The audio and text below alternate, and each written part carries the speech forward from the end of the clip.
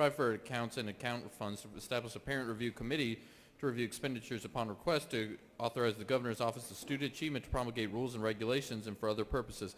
Mr. President, the Senate Committee on Finance offers the following substitute to Senate Bill 173, a bill be titled an act in Title 20 of the OCGA relating to education, so as to provide for the establishment of educational scholarship accounts, provide for a short title, to provide for definitions, to provide for qualified education expenses, to provide for qualifications for students participating in the account program, to establish certain requirements for participating schools and service providers, to provide for accounts for account funds, to establish a parent review committee to review expenditures upon request, and for other purposes.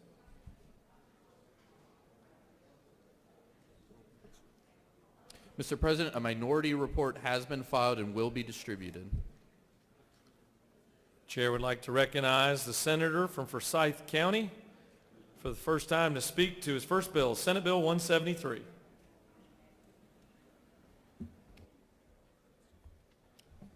Thank you, Mr. President, members of the chamber.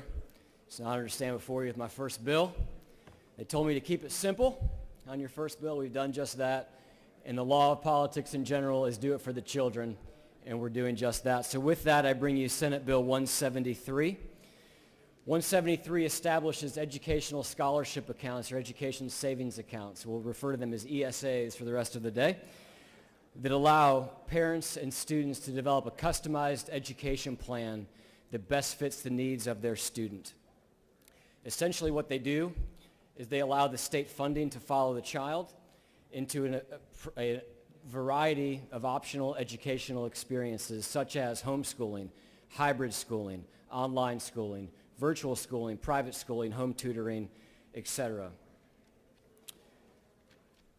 If you look at page 3 of the bill, we identify who this is for. Lines 61 through 87. We have some priority categories in the bill, including families with incomes below 200% of the federal poverty level that are currently enrolled in a public school, a student who has been adopted from foster care, students of parents who are on active duty military service currently stationed in Georgia. A number of disabilities are covered if the student has an IEP. And then finally, the final priority category is a student who has a documented case of being bullied in a public school. After all of those priority categories are met, the ESAs are available to any student who has attained 3 FTE credits in a public school. And this is all subject to a cap. The cap is for the first year is 0.5% of all students, which would be just shy of 9,000 students at full enrollment in the program. The cap increases by 0.5% every year for 10 years, at which point in time it maxes out at 5%. Lines 129 outline what participating schools must be. Lines 164 on outline the funding mechanism. And then finally, starting at lines 224, we establish parental committees which help oversee the program along with the Governor's Office of Student Achievement. With that, Mr. President, if there are other questions, I will yield the well. You have a couple questions. Chair would like to recognize the senator from the 28th. Thank you, Mr. President. Senator, will you yield? I would love to, Senator. Senator, can you explain the marginal cost for adding or subtracting a student and how it relates to state funding? Thank you for your question, Senator. This is an important note and probably the crux of the bill. A couple of folks have asked me questions on this bill. And what I think is important to note with this bill, Senator, is that when a student leaves a public school, for whatever reason today that they would leave without this bill, the QBE funding for the student goes away with that student. So if we establish that schools, if they were to lose 1 student or 10 students or 100 students, all lose that QBE funding, then what we must do to establish what the impact is on the public school is to look at the economic theory of marginal cost. And the economic theory of marginal cost is at play across all businesses. It is also at play across most of our governmental institutions and certainly education. And marginal cost answers a simple question. What is the cost to add a student to your school, and what are the savings derived if a student were to leave your school? And really, this was a big question for the state of Georgia that we did not have an answer to until just last month. And last month, Jeffrey Dorfman, who's a professor at UGA, released a county-by-county study. And he laid out the marginal costs for all of the counties in Georgia. And again, the marginal cost would be the savings experienced by a school or the cost incurred by a school with the addition or subtraction of a student. And what he found was that in 159 out of the 159 counties, so at every county in this entire state, the marginal cost exceeds the state funding. So if a student leaves the program and their state allotment of QBE leaves with them, we know two things. One, the average expenditure per pupil actually increases, and since the marginal cost is higher than the actual QBE funding, there is ultimately a savings to the school system. Now, I think it's important to outline here as well, Senator, school choice has been discussed in this chamber for a number of years, and there have been various responses to that school choice discussion and various predictions of success and various predictions of doom and gloom. And one that I would like to highlight to you from a newspaper came from a former minority leader in this body, and this is from 2008. And the minority leader at that time said in the newspaper, "What they're saying is, by spending taxpayer money on a child, you save money because that child is no longer in a public school," said House Minority Leader. "That's outrageous."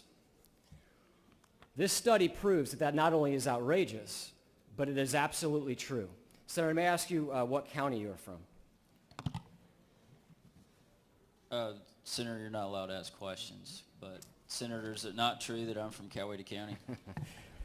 Thank you, Senator, for being gracious with me. And I believe that it is true that you are from Coweta County. So looking at Coweta County, the marginal cost per student is $9,808. The QBE funding is $4,621. The delta between those two numbers, if my mental math is correct here, we're looking at about $5,200 would be the savings per district.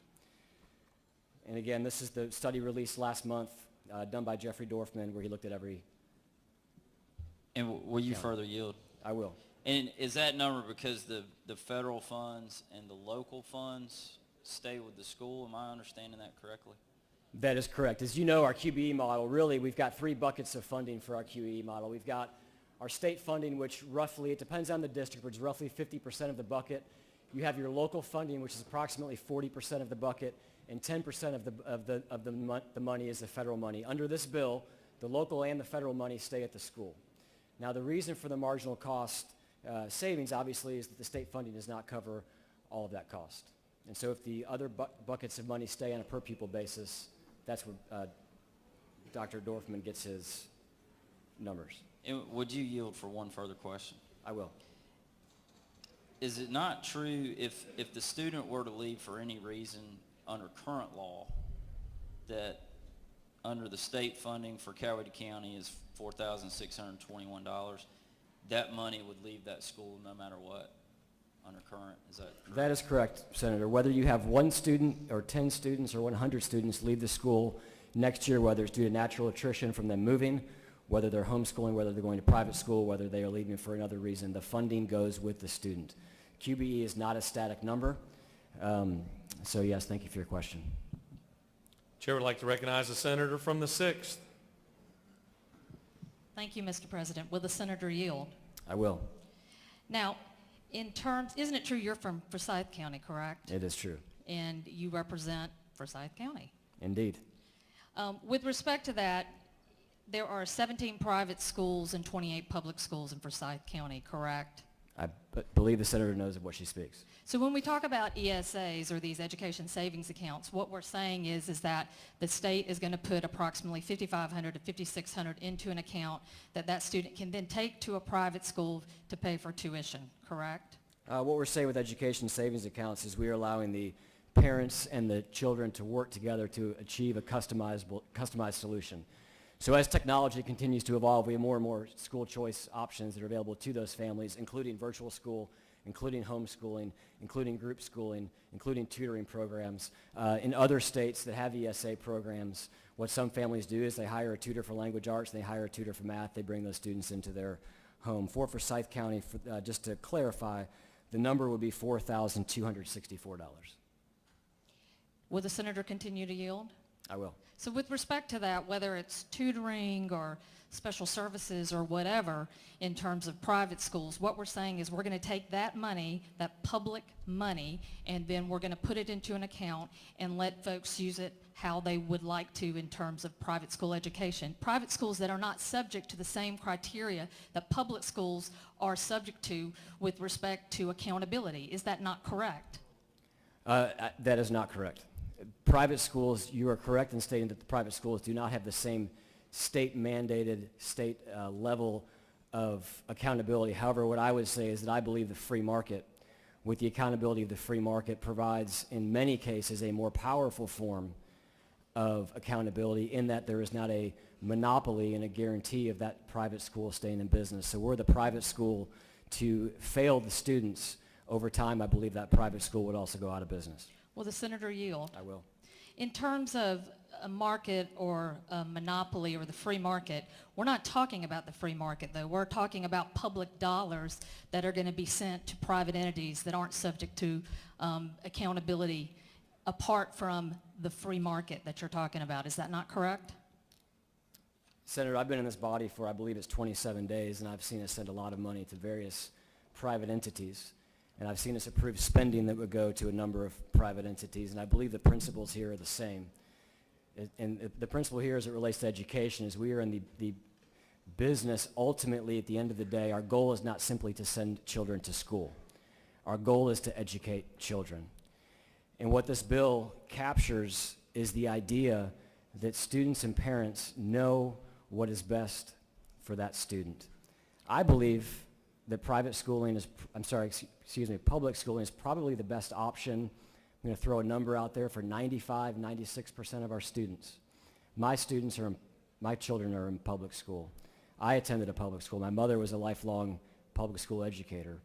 But what I recognize as a parent is that for my kids who are not yet in public school may not necessarily be the best fit for them. Right now we have, Senator, I think that you would agree with this, when it comes to school choice, we have segregation. We have the haves and the have-nots. And right now, for those of folks that have the means to exercise school choice for their families, they have the ability to do that. However, there are many families in Georgia, which is why we have the priority category in here for families up to 200% of the poverty level. There are many families in Georgia who do not have that choice.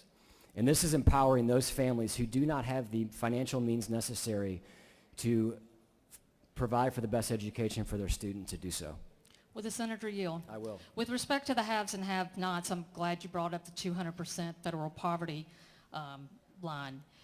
So in the city of Atlanta and the metro area, which Forsyth County is actually counted, the average private school tuition is approximately $18,000, okay? So then if we take off this amount that the ESA would allow for in terms of a family to use, then we're looking at about $13,000 that a family would have to pay out of pocket for each student that goes to a private school, correct? I assume the senator knows what she speaks on the cost. I have not priced out private schools in the city of Atlanta. So when we're talking about actually empowering folks, the have-nots of the world, in order to make a school choice, in order to send their children to these private schools, what you're saying to me is that a family of three that makes $40,000 will need to then spend $13,000, which is over 30% of their income, just to place one student in a private school, and if they put two, it would be over 50% of their income? That's not what I'm saying, Senator, but if you would like to increase the funding available through this bill, I would be amenable to an amendment to do so. Well, it's been engrossed. I would like to amend it all up and down, but it ain't going to happen today. I'd be happy to work with you on the House side to get that amended. If you want to increase the funding, I'd walk arm in arm with you to the House to make that happen. Will the senator yield? I will. Now, it's interesting because we have today a fiscal note on our desk from the House bill version of the bill. But when in committee, when you were asked about this, you said that a fiscal note wasn't necessary because it was revenue neutral. Is that not correct? That is correct, Senator. Would you agree with me that the fiscal note would indicate that this is not a revenue neutral bill at all? I would agree. I would say to you that the fiscal note does a number of guesses. And the guess that the fiscal note makes is it says if none of these students were to leave public school, if a certain percentage of these students were to leave school otherwise, and I jumbled that sentence, you'll have to forgive me, but it attempts to predict how many students would otherwise leave public school and who would otherwise lose the QBE funding. And that is just a number that we do not know and a number that we never will know. I would submit to you, Senator, that the bulk and perhaps all of the students who are going to leave for private school who have the ability to do so under the current law have done so already.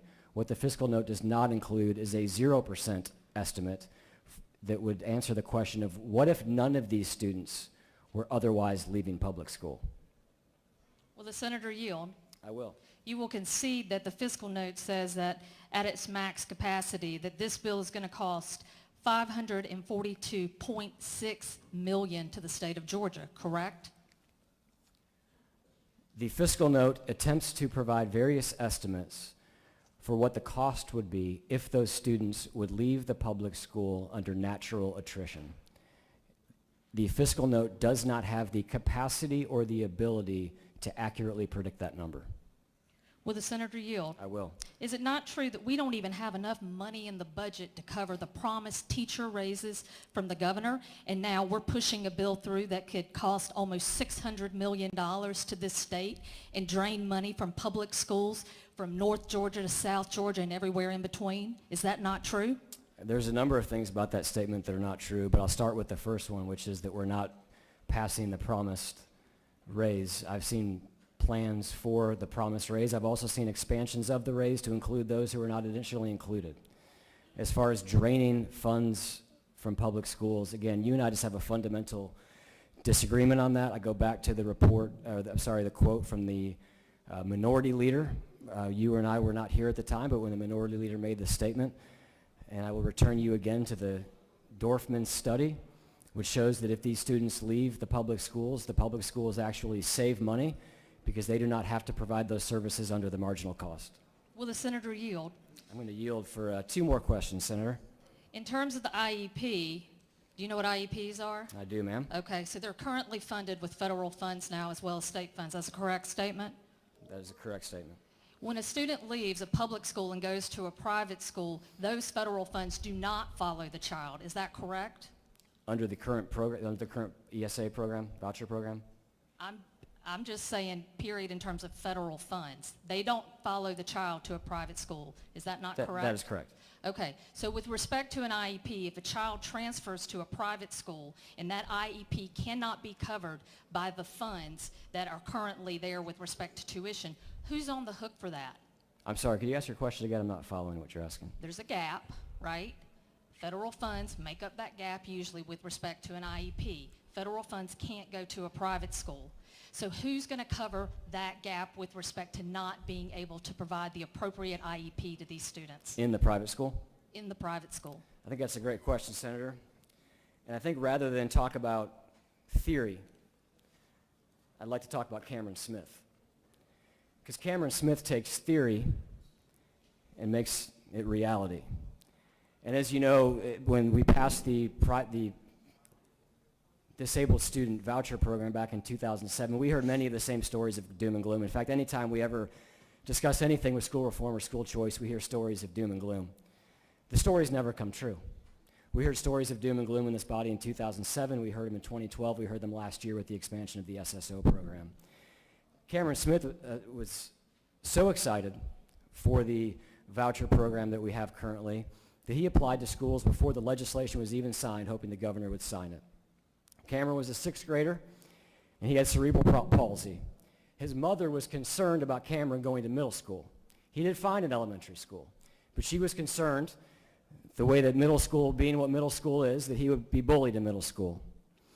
So he was able to enroll in a school. His family, to your point, Senator, did not have the funding to provide for all of the cost of the private school. What his mother said was that while the public school education on the elementary level was great, I found the middle and high school programs lacking after visiting a couple of schools. I'm not sure he would be doing it as well had he not had the opportunity to attend Catholic schools for middle school and high school. His funding from the state did not cover the full amount, but he got financial aid.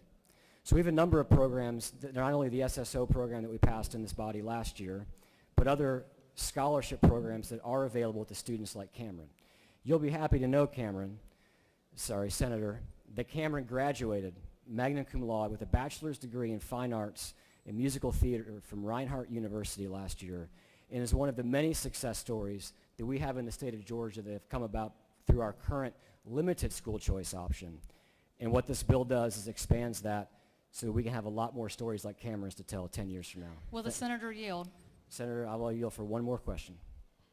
And point of parliamentary inquiry, sir, I don't think that once you start answering questions, you can just cut it off when you don't want to answer anymore. But will the senator yield? I yield. In terms of what you're talking about in terms of the special needs voucher, I don't have a problem with that. My problem is with the bill right in front of us. And in fact, we've already spent in fiscal year 18, 28 to 29 million with respect to the special needs voucher. And then, so the question then, what is even the interplay in between the two of them? Does this supersede that now? This would not necessarily supersede that. This would allow similar students additional choice. Additional money? As you know, no ma'am. As you know, Senator, the current program for our special needs students is a pure voucher program. This is an education scholarship account program which has a number of differences from a true voucher program. First and foremost, vouchers by definition are only available to be paid directly to private schools. This program would allow the parents and the students to spend the funding as they see fit. For example, this program would allow a blind student to buy a Braille book for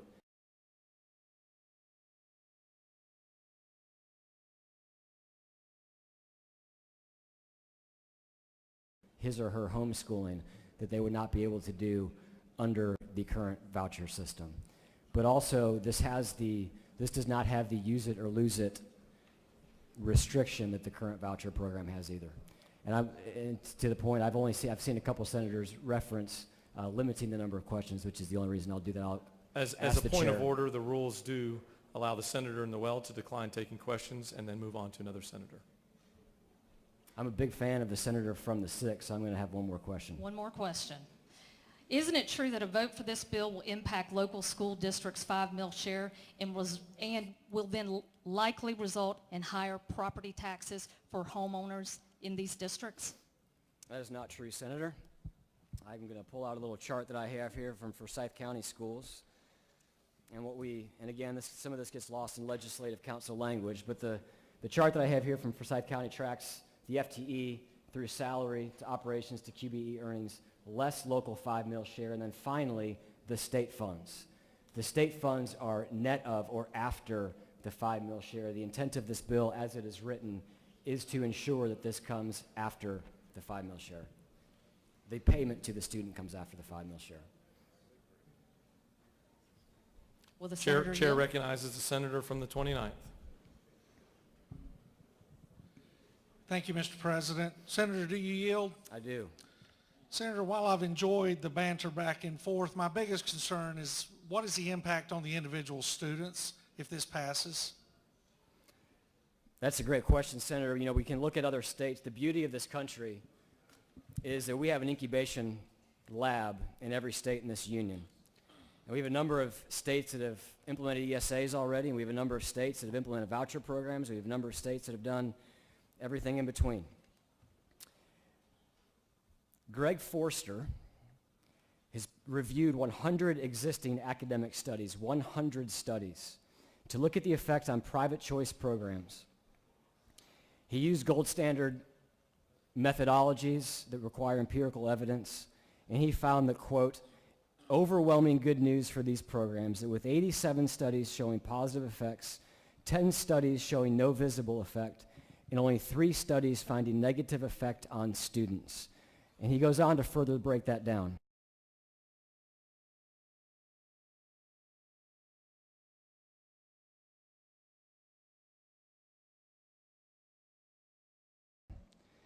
Into 5 separate categories. As far as academic outcome of the choice participants, so those students who are taking part in the program, 14 studies showed a positive effect, 2 showed a neutral effect, and 2 showed a negative effect. For academic outcomes, and this is important, of students remaining in public schools, 31 studies showed a positive effect, 1 showed a neutral effect, and 1 showed a negative effect. For the effective choice programs on racial composition of schools, 9 studies showed a positive effect, 1 study showed a neutral effect, 0 showed a negative effect. For the effective choice programs on student civic values, 8 positive, 3 neutral, 0 negative. And finally, choice programs' fiscal impact on taxpayers and districts, 25 positive, 3 neutral, 0 negative. So we have multiple studies underscoring, and the most recent one being this Georgia study that I've mentioned at length this morning, underscoring and really negating the fiscal argument as it relates to the local school districts. Thank you. Chair recognizes the senator from the 42nd. Thank you, Mr. President. Will the senator yield? I will. Thank you. I'm trying to understand the categories that are listed on page 3 of the bill. I believe earlier you mentioned that they were priority categories. Thank you for the question, Senator. So you have subsection A, and then further down subsection of that, subsection 2. A, B, C, D, E are all priority categories.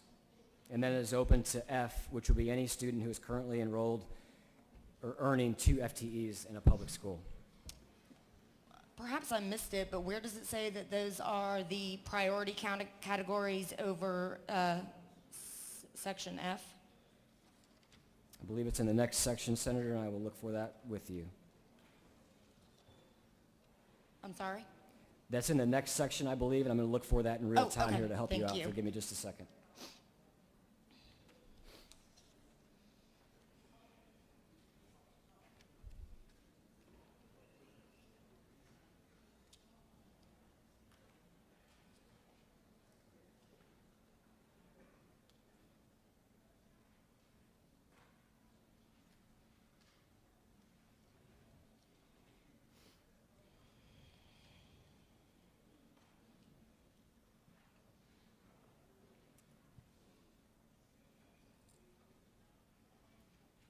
I found it, Senator.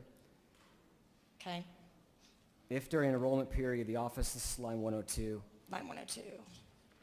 the office receives more applications than is permitted under this subsection, the office shall give equal priority admittance to students qualifying for an account pursuant to subparagraph A through E of paragraph 2 and subsection A of this code section, and admit students who qualify for an account pursuant to F, paragraph 2, which is the catch-all, we call it the open enrollment of this code section, for any remaining spots through the use of a random selection process.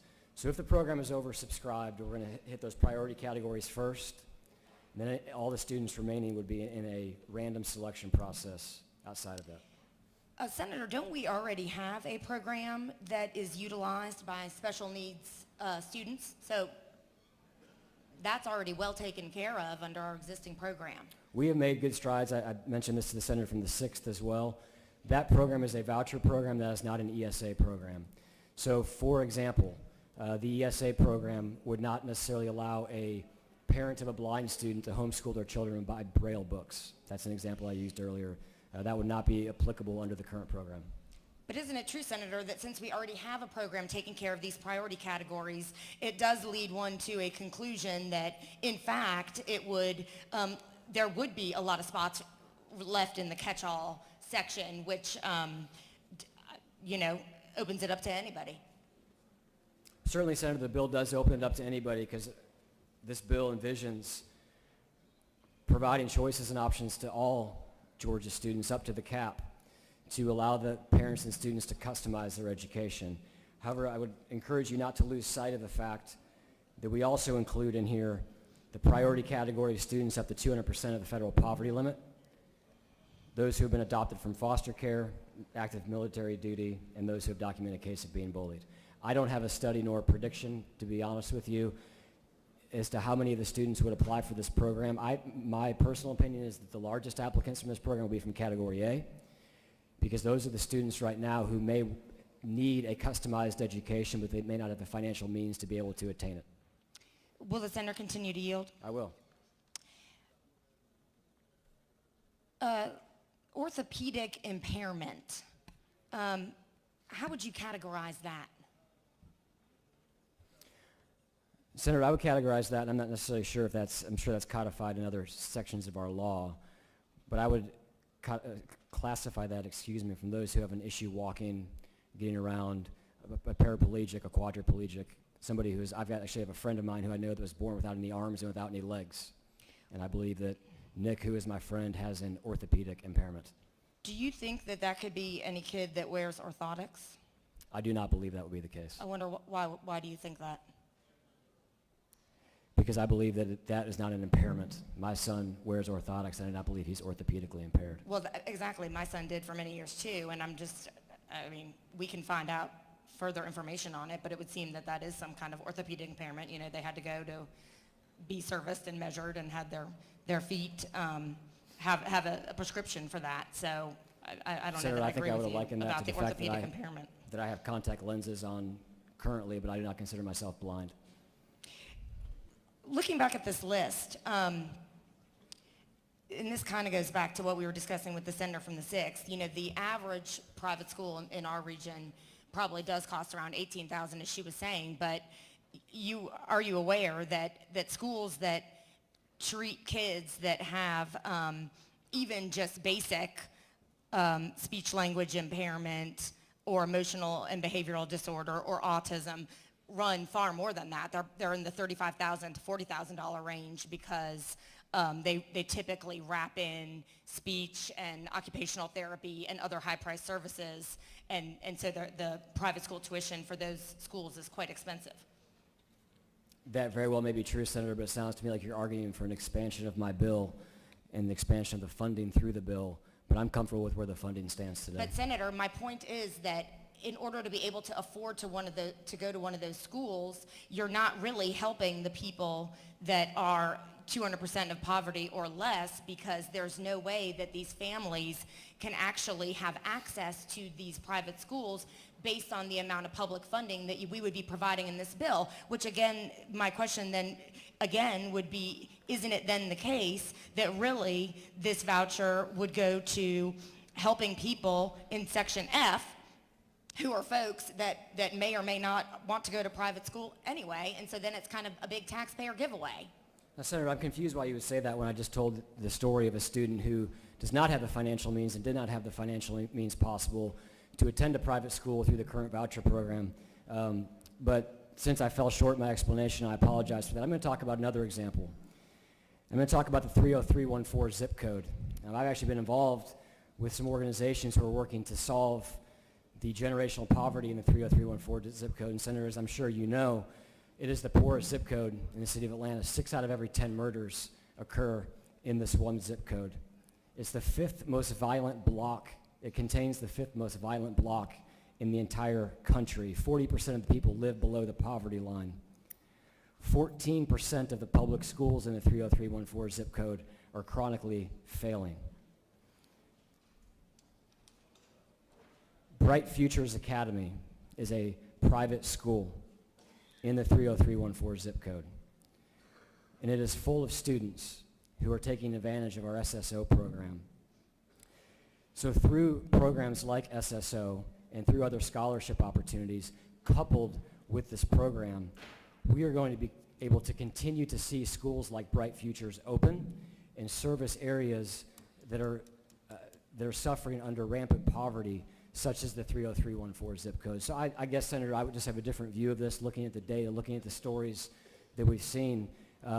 While this may be able to help some families go to private school that may be above 200% of the poverty line, this certainly is going to be able to help those who need it most, which are those that are under 200% of the poverty Will line. you yield for one more question, Senator, your time in the well, allotted time in the well has expired. Chair recognizes the minority leader to speak to the bill.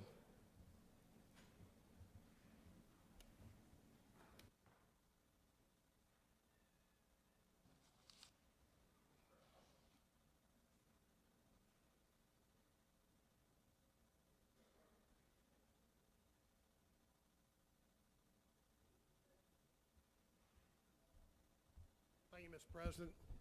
Appreciate the opportunity to speak to you about this bill. First thing I have to do, and I'm not sure the Senator from 27th might be able to send me a sign, but he mentioned the minority leader in 2008. I thought he said the Senate minority leader. That was Robert Brown. And I'll tell you this about Robert Brown. He was a fighter for public education, and he knew this was a bad idea. He knew it because he served on the Bibb County School Board for a number of years. Before coming to the Senate, he had been in the trenches in the school systems, and he knew this was a bad idea. He worked as a floor leader for Governor Miller, who all of you know was a champion for education in Georgia. He was the one to put teachers' pay raises back up to where they needed to be in the 1990s, and then would have sadly seen us actually cut the buying power of teachers by over $500 million in the last 15 years. But he was a champion for education, and he did not pass legislation like this. Robert Brown knew this was a bad idea. And I urge all of you to look hard at this legislation. What this legislation does, without regard to helping poor people or people with disabilities, this allows almost anyone really, to take their kid and take this money out of the public system and send them to private school. As senators and asked other questions have already brought forth, private school tuition at a quality school is above the amount of money that they will be getting from these voucher programs. That means that more people will be going from higher income families to these schools. And you say, well, is that really bad? You know, at least we help some people. The fact is, it is bad. It's bad for school systems throughout Georgia who have to calculate every year how many students will be on their count. They have to provide the infrastructure in the schools and the transportation and electricity for all these students. It's bad news. Also, contrary to what the author presented, it will actually cost local school systems money. When the QBE share is counted, the local system makes up about 5% of that. That will be going to these students the way this bill is presently written. Maybe unintended, but it is there.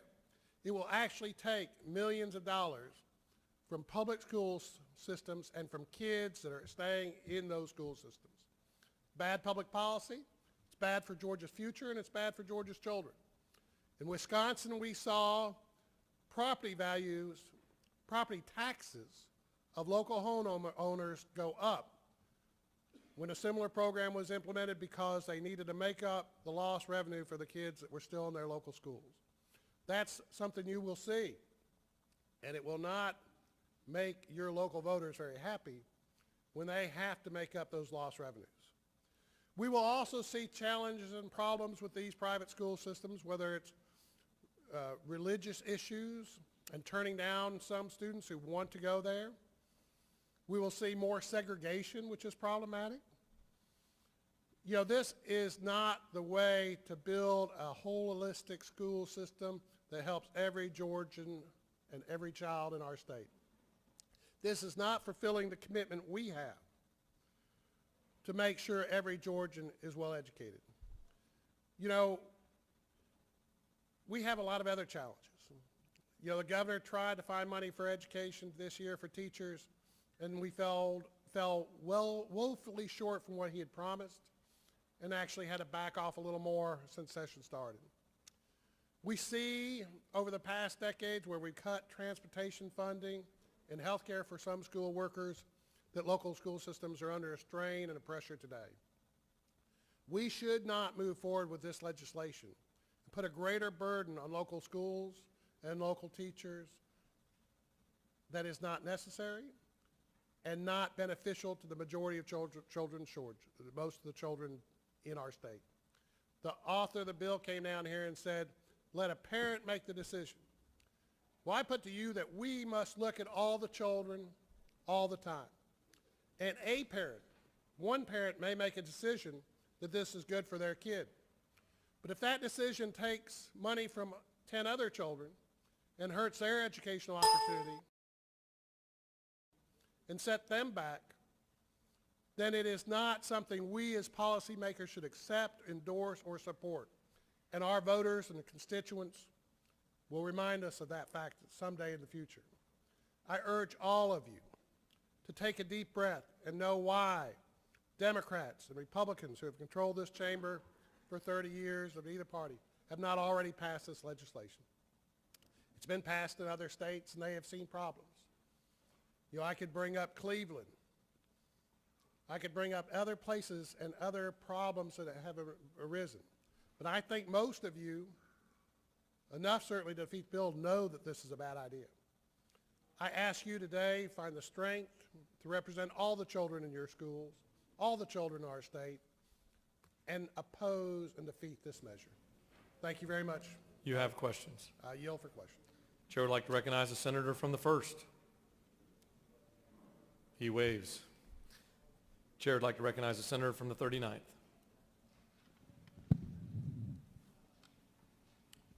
Thank you, Mr. President. Will the senator yield? I yield. Senator, my question was originally from the sponsor of the bill but since he is no longer in the well, then I'm going to ask you to try to help me through some of these concerns. Is it not true that I represent and live in the zip code 30314? That is absolutely true, Senator. And is it also not true that I have a young son, my Carter Cakes, who will be starting at Atlanta Public Schools in August in a Georgia State pre-K program? One of the most well-known Georgians in a 3K program around, for sure. Senator, my question is, I am trying to get a better understanding of how focusing on a small number of students that are achieving, and I applaud them for that, in private schools in 30314 is helping students that attend schools like M. Agnes Jones, also in my district, that is a great Atlanta Public Schools elementary school. How does taking those funds away from that school help those students that are still left behind in the public schools that are in this district? Well, thank you. And I know it probably wasn't the senator's intent to say that we're helping some minority kids, so therefore this program must be good. The fact is the SOS program is different, unique, and not the same as this. So that we're talking about different things. And you are absolutely right. Taking money away, this program, this bill, is not a good idea and would negatively impact some of the students, if not most of the students in your zip code.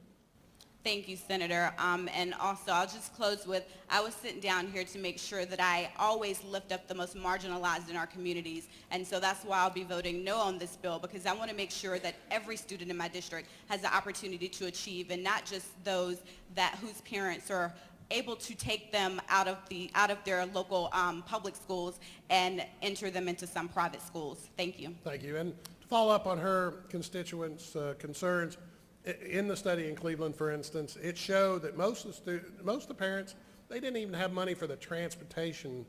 They both worked. They couldn't get their kids to faraway private schools. They didn't have money for the transportations, other costs that might be associated. Most schools were not able to take advantage of the program, so it was detrimental to the majority. Do you continue to yield? I do. Chair recognizes the senator from the 15th. Thank you, Mr. President. Senator Yield. I yield. Senator, I pose a question to you as it relates to the time that you've spent in the General Assembly as it relates to the Senate. Over the years, what do you see has been happening to the pressure that is put on public schools to perform, to do excellent things like we do in Muscogee County and some other areas? Can you give us an idea of what this kind of legislation and other similar types of legislation, what is this doing to the public education arena? Well, it does quite a lot of things. As you know, over the last 40 years, education has changed a lot in Georgia. Schools are asked to do a lot more. When I was school, there was very few children that were on medication. There were actually much less programs for those with disabilities. Today, schools are asked to do more. They're asked to help people that need more help in many different ways. The burden of this program will be asking them to do all that and provide less. We'll be also having teachers worried more and more about their jobs as this program escalates. One projection that in 10 years, 90,000 kids may be in this program. Public educators have made this their life, will be worried about their future and how things are going for them. It will lessen the commitment for members of this body who have very affluent districts in the entire public school system and what we need for all the children of Georgia.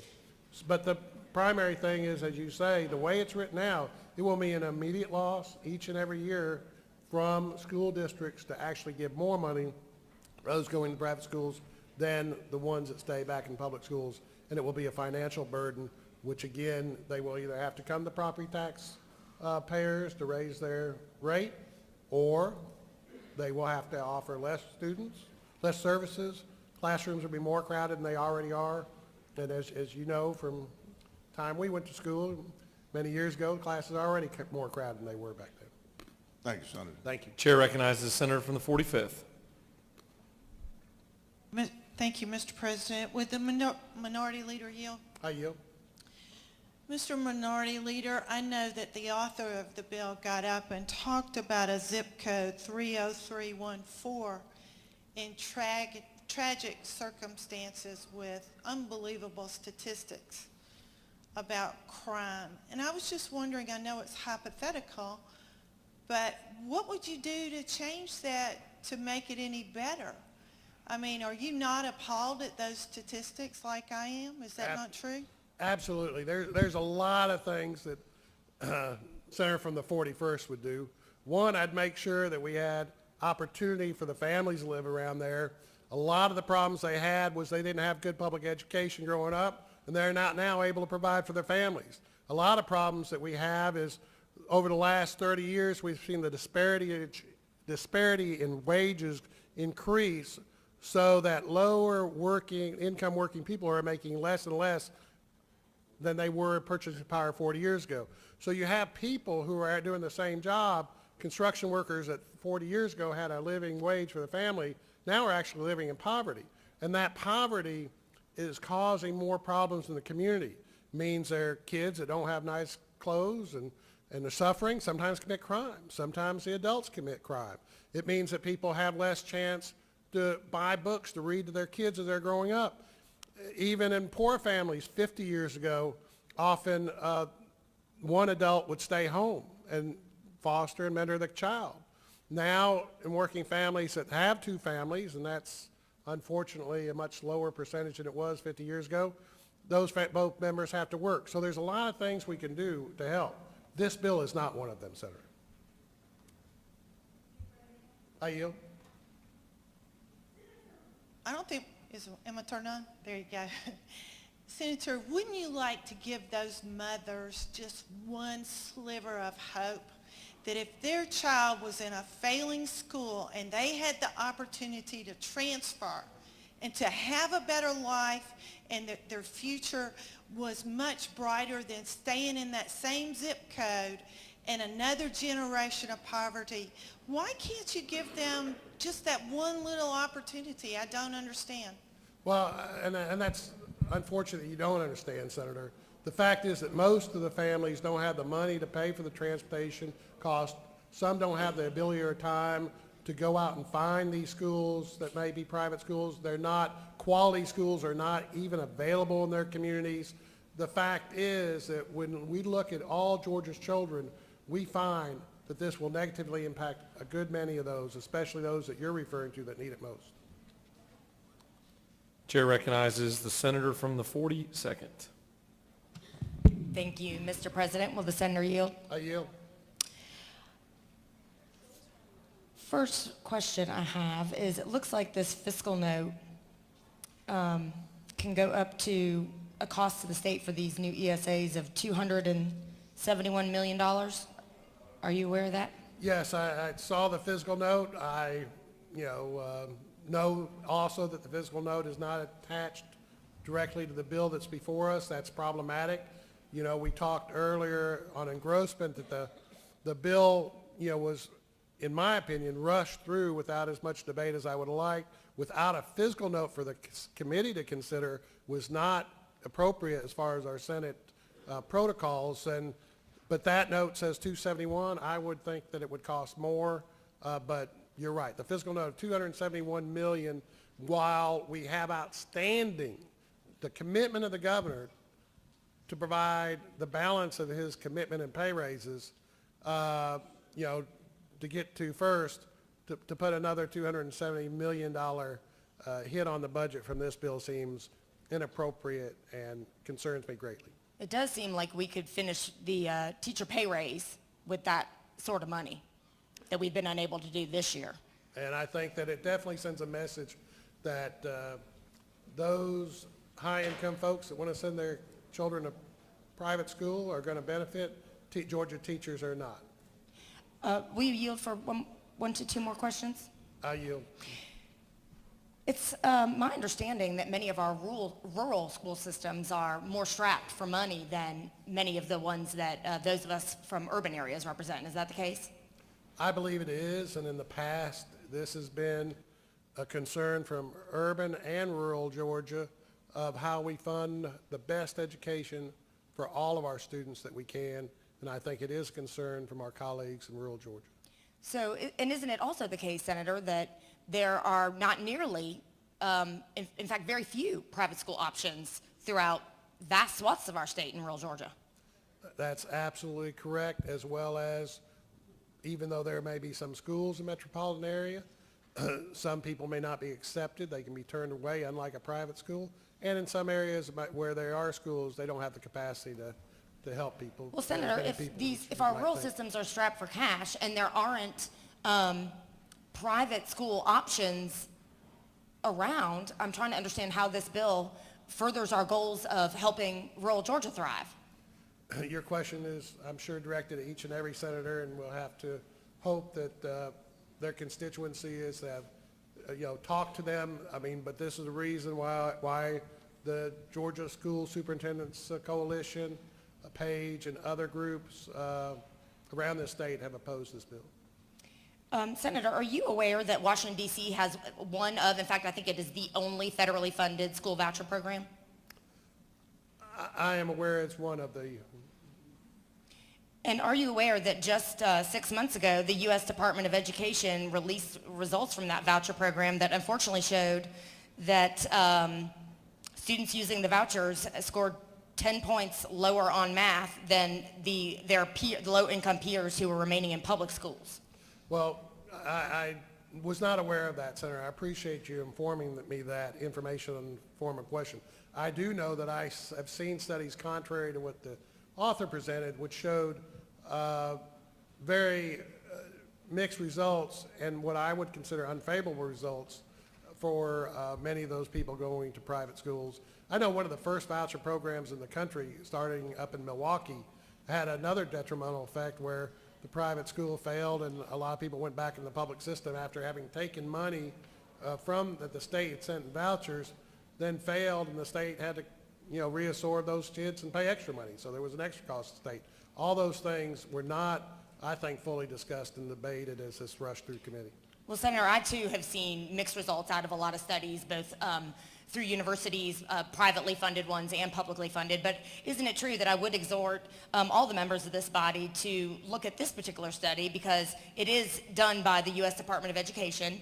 This is the only federally funded voucher program in the country in Washington, D.C. It's out of the National Center for Education Assistance and Educational Evaluation and Regional Assistance, and it is called Evaluation of the D.C. Opportunity Scholarship Program, and unfortunately, the results are quite disheartening.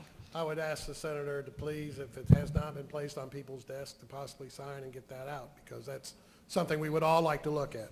Do you continue to yield? I will. Chair recognizes the senator from the 36th. Thank you, Mr. President. Senator Yield. I yield.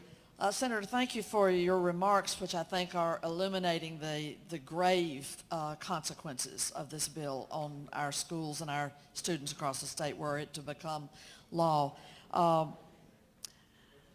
We have not heard much about the cost to administer this new fourth school system in Georgia, which is what this really would be constituting. Can you shed some light on those facts? They are contained. The author was, I think, dismissive of the fiscal note. We, however, as a legislature, I believe, rely on the state auditor's office to provide good, sound information, qualify it with what they could and could not compute.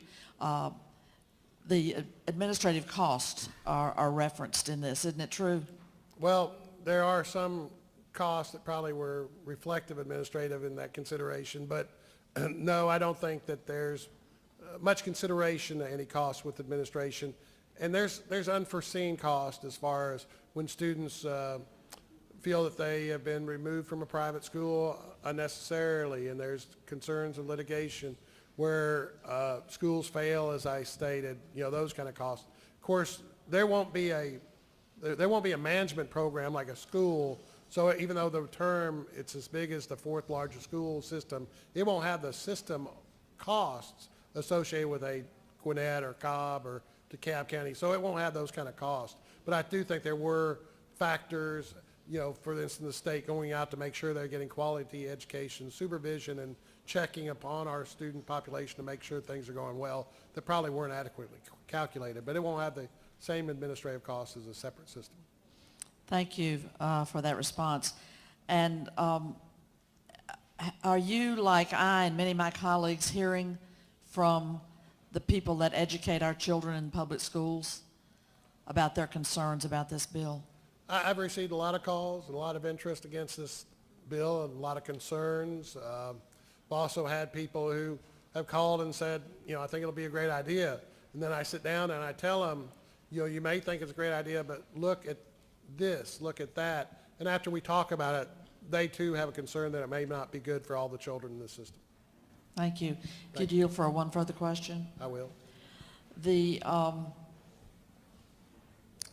study that you referred to in Cleveland, or the findings, could you share those again? What was the Well, I have a lot of facts on Cleveland, but what I basically brought up to you was, I think it was Wisconsin I mentioned the taxes. Cleveland, basically Cleveland, a study mentioned the obstacles of people who were low income to go to private schools, even if this funding was in place, that most of the schools were somewhat higher and people had no additional monies than what they would have taken in the voucher. The quality education for those at that price was not acceptable. The cost of transportation, and some schools had uniforms and other costs that they could not bear. So basically in Cleveland, it was not accessed by low-income participants in any meaningful way.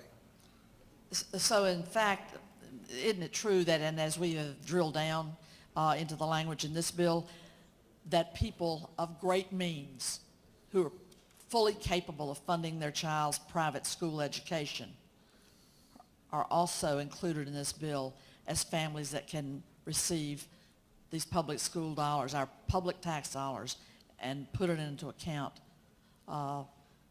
when they It covers the already have entire means? spectrum. The answer to that would be yes. There are people who can afford private schools that would be included in this that get their money out of school systems that might help others. There are people on the bubble that maybe couldn't really afford private school but could with this. But our charge is to look at all the students. And it's obvious that this program is not targeted at helping all the students or even the majority of students. And I have concerns about the bill for that reason. Thank you. Chair would like to recognize the senator from the 27th. Mr. President, does the minority leader yield? I yield. That's a mouthful.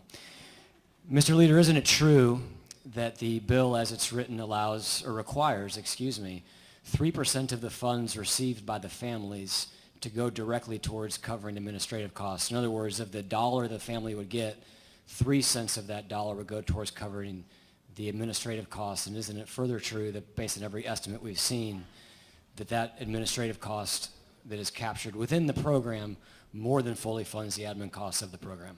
Well, that cost is not, I feel, taken to certain considerations as far as the state having to monitor more effectively private school systems, making sure that when there are problems in systems where students are somehow feeling they're wrong, making sure that we go in as a state to make sure that they are treated fairly and properly. I don't think it takes into effect all the costs that might be needed by the state to overview the system, but your basic statement of the 3% carve-out is correct. Does the minority leader further yield? I yield. Isn't it true that the estimates actually show a multi-million-dollar surplus within the admin fees that could go to address the questions that you're raising? Senator, if you wanted to make that a real issue, I think you would have had the consideration to get a physical note for us. The fact that you didn't want to get the auditor to bear down on real numbers and present this body with a physical note, I think is wrong. Senator, the Minority Leader, further yield. I yield. Mr. Leader, isn't it true that the numbers that we're discussing here were done by the state auditor? Senator, you did not get a physical note for this bill, and I do not think the auditor properly addressed that last question that you phrased, and I think that a more complete report would have been more appropriate for this chamber. Thank you. Thank you. Do you continue to yield? How many more have we got? 2. 2 more. But I yield for 2 more, Mr. Chair. Chair recognizes the senator from the 12th.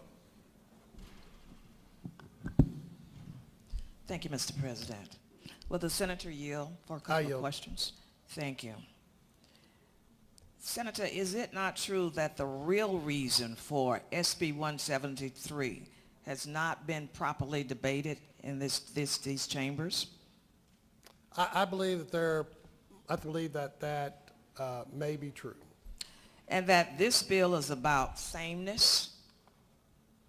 We want our children to go to school or with children that look like us, maybe play on the same ball clubs or go to the same churches. I think that is a consideration that each and every member will have to look at. I think it's a concern of the senator of 12th and the senator from the 41st. Exactly. Do you think it's about the resegregation of educational institutions in the state of Georgia? I think that we may see this model develop in a situation where we may very well have to face those type of questions in the court someday. And it is certainly, hopefully, an unintended consequence of this bill, but I think it is most likely will be a consequence of this type of legislation. Senator, is it also not true that there is a calculated effort, or appears to be a calculated effort, to totally dismantle public education to the detriment of those that we serve every day, whether they are black, white, brown, or whatever, in the state of Georgia? That is a deep concern for myself, and I think it should be a deep concern for millions of parents in Georgia. Thank you, Mr. President, and I yield. Thank you.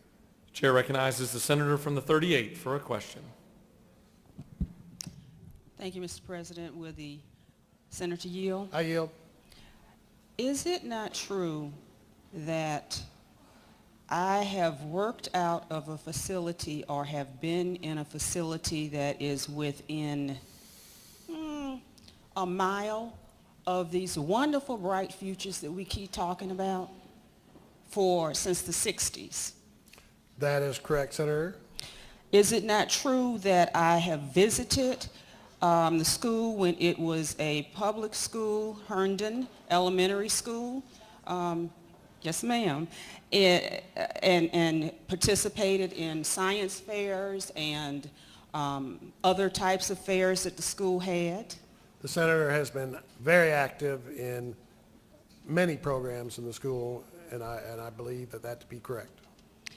Is it not further true that Herndon Elementary School under Atlanta Public School System was one of the brightest and best schools in the Atlanta Public School System?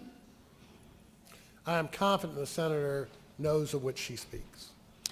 And as it became a KIPP Academy and now a Bright Futures, they have not maintained the same standard that was maintained when it was a public school. I am confident the senator knows of what she speaks. And I'm going to further make one other comment. I am not sure why this body thinks that Bright Futures is doing so well. They have nothing to prove. Is it not true that they are doing such an excellent job of educating, as they want to say, the disadvantaged students, children in the area and the surrounding areas? I have confidence that the senator wishes to do the very best for her constituents and the children in her district. Thank you. Oh, that's not my district, by the way. Oh. Thank you. I yield the wealth. There's no further questions. You have an additional question. He yields to well, or your time has expired. Thank you. Chair recognizes the senator from the 56th to speak to the bill.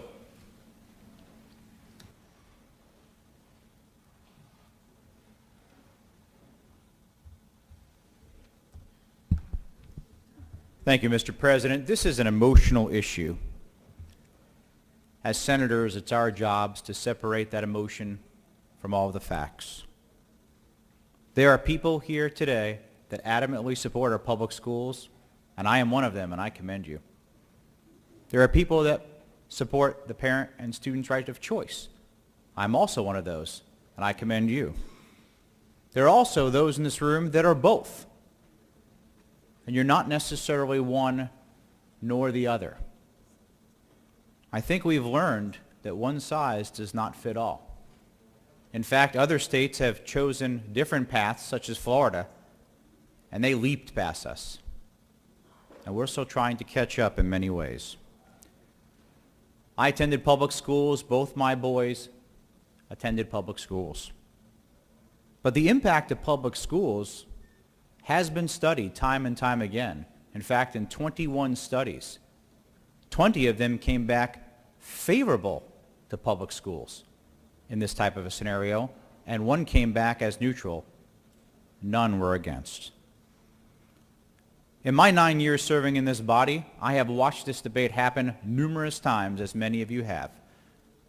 And typically, everyone goes to their corners and we talk about the potential what-ifs and how this will cause some type of a great confluence and disaster. But it never does. It never does. I'm always going to choose the student and the parent first. That's why we have schools, folks, for the students, so we can educate them.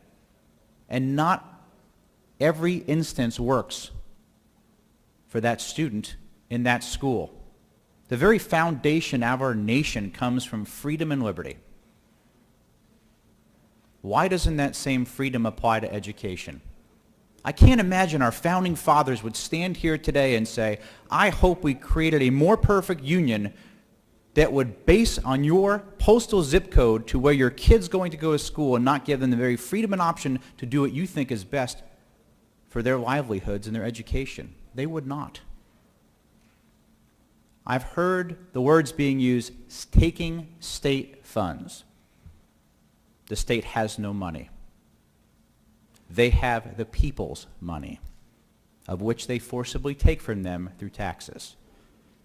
So the same people's money who may want to have a different option for their child, that they're already paying to utilize some of those dollars in order to give them a better education, I would hope we would never stand in front of the student and the people that fund that.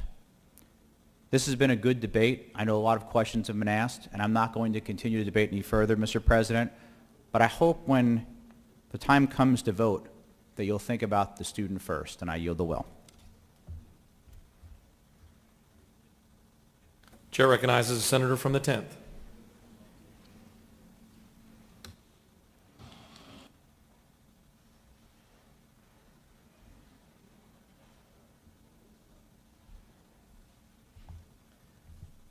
Thank you, Mr. President, and members of this body.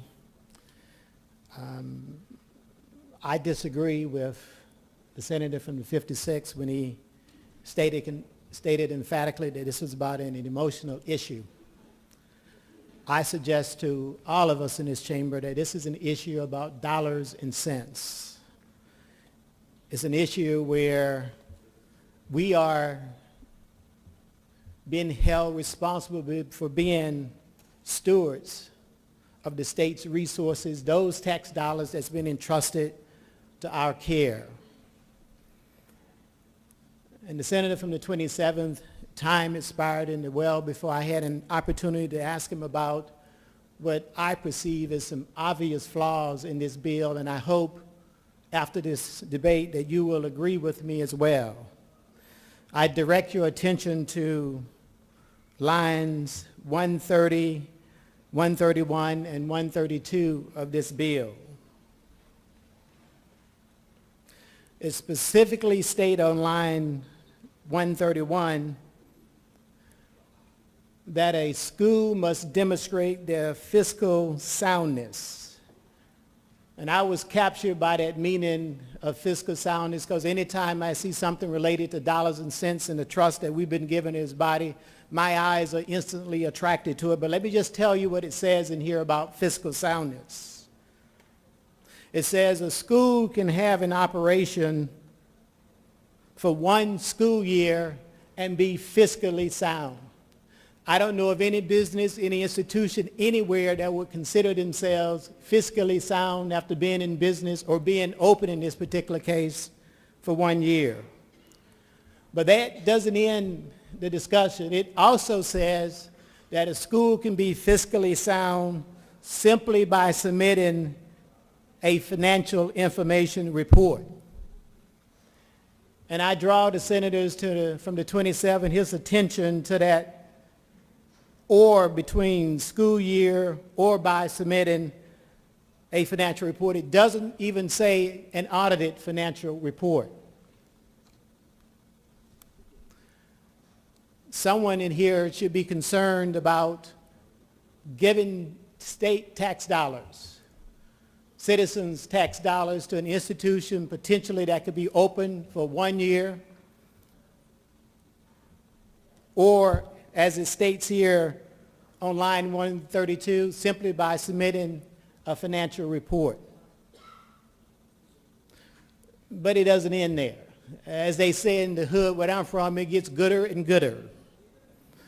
I direct your attention to line 133 through 139 of this particular document.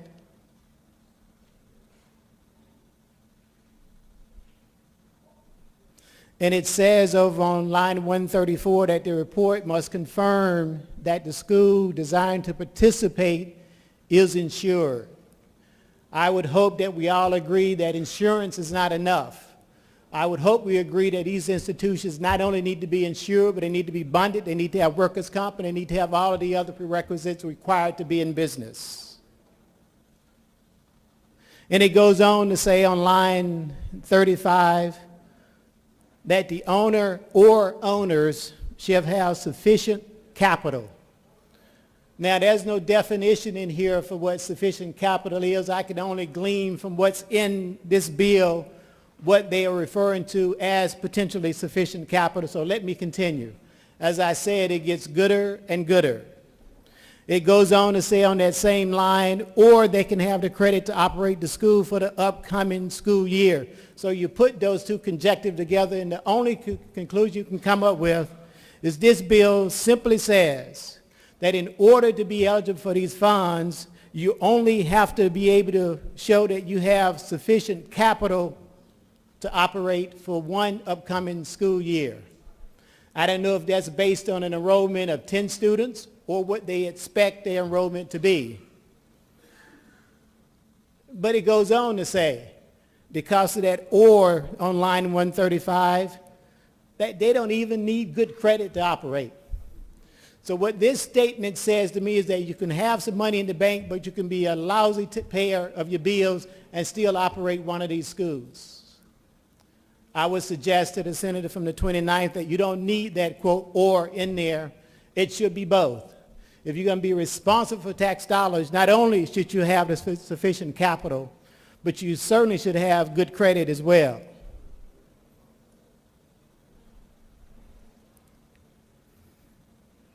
But that isn't the end of the story. Down on line 137 and 138, it talks further about this report. And here's the catch-all that should trouble all of us. It said simply starting on line 137 that the report shall be limited in scope. So let me remind all of those that are present today what we're being asked to vote on today in this particular bill. First of all, we're being asked to vote on the bill where those that are eligible for these funds can only be open for a year. They don't really need to have any kind of financial accounting. They can simply submit a report and be eligible for these funds. So seriously, folks, 1 year or submitting a financial report and you're eligible for tax dollars. I don't know of any other institution in this state where we've made institutions like this eligible to receive tax dollars. And then we say you don't need to be of good credit to even operate it. All you have to do is have some money in the bank to operate for 1 school year and expect that the revenues you're going to receive from this fund is going to continue to allow you to operate for years and years after that.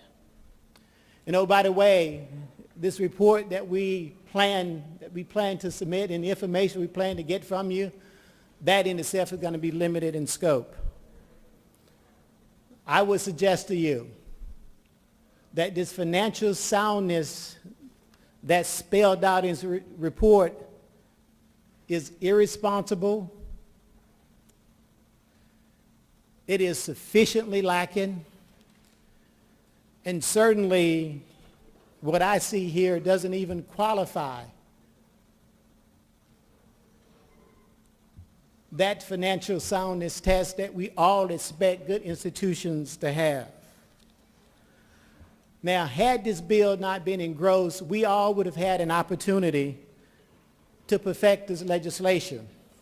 As a matter of fact, I had prepared the changes that I just suggested with you for this particular bill, what would have been an amendment number 1, 2, 3, I don't know, but it certainly would be an amendment to this bill. But since this bill has been engrossed, the only thing that I can do is submit my amendment to the senator from the 27th and pray that he consider these changes that I recommended up here, since in his word, he's making people eligible for tax dollars with very little consideration for true fiscal and financial soundness. And if there aren't any questions, Mr. President, I'll yield the well.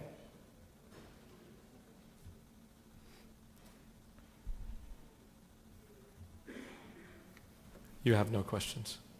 Thank you. I yield. Chair recognizes the senator from the 45th to speak to the measure.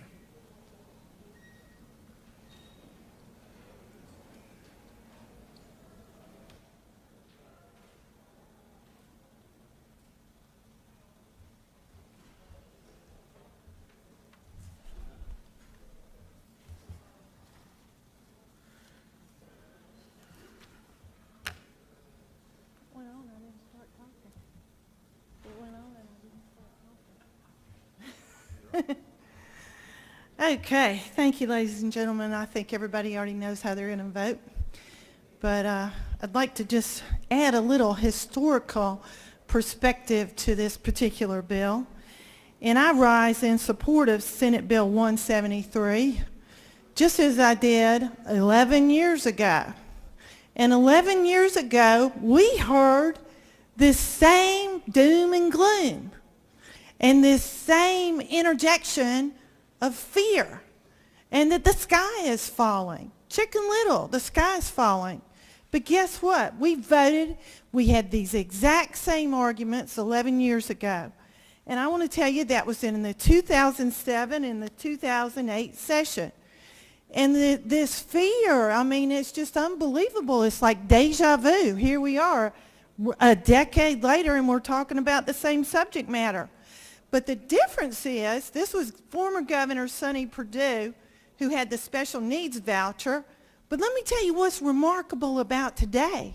Out here in the hall, there's mothers that are lobbying in favor of this bill. And some of them have taken advantage of the special needs voucher. But guess what? Some of them have success stories.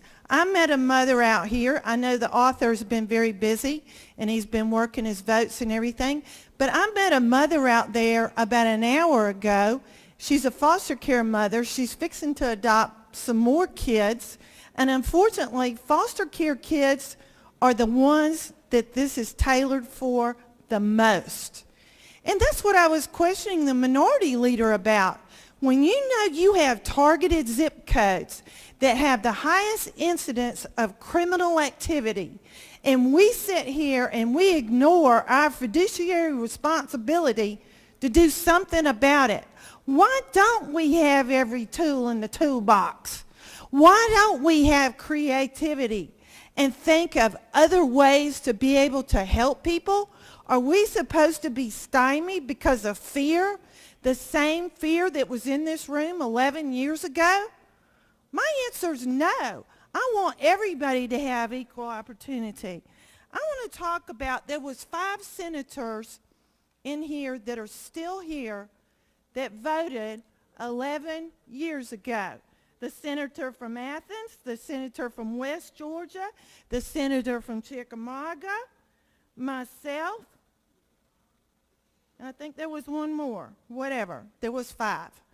The reason, 4 including myself.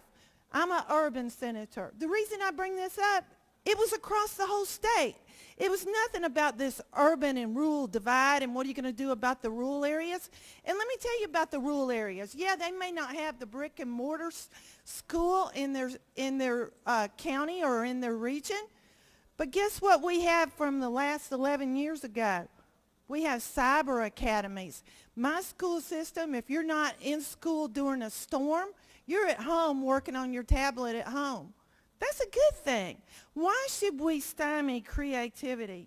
And also, why should we succumb to this fear and this Chicken Little theory that the place is going to fall apart?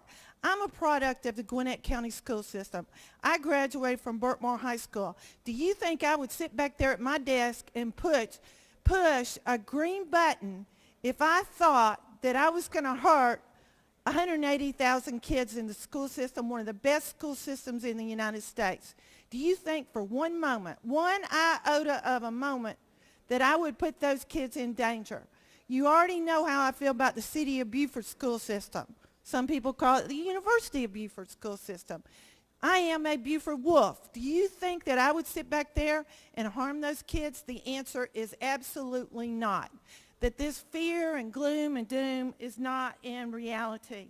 Currently, we have approximately 15% of kids with IEPs. Approximately 4,500 kids opt out and take advantage of that special needs program, and that's the mothers that I'm talking about back there.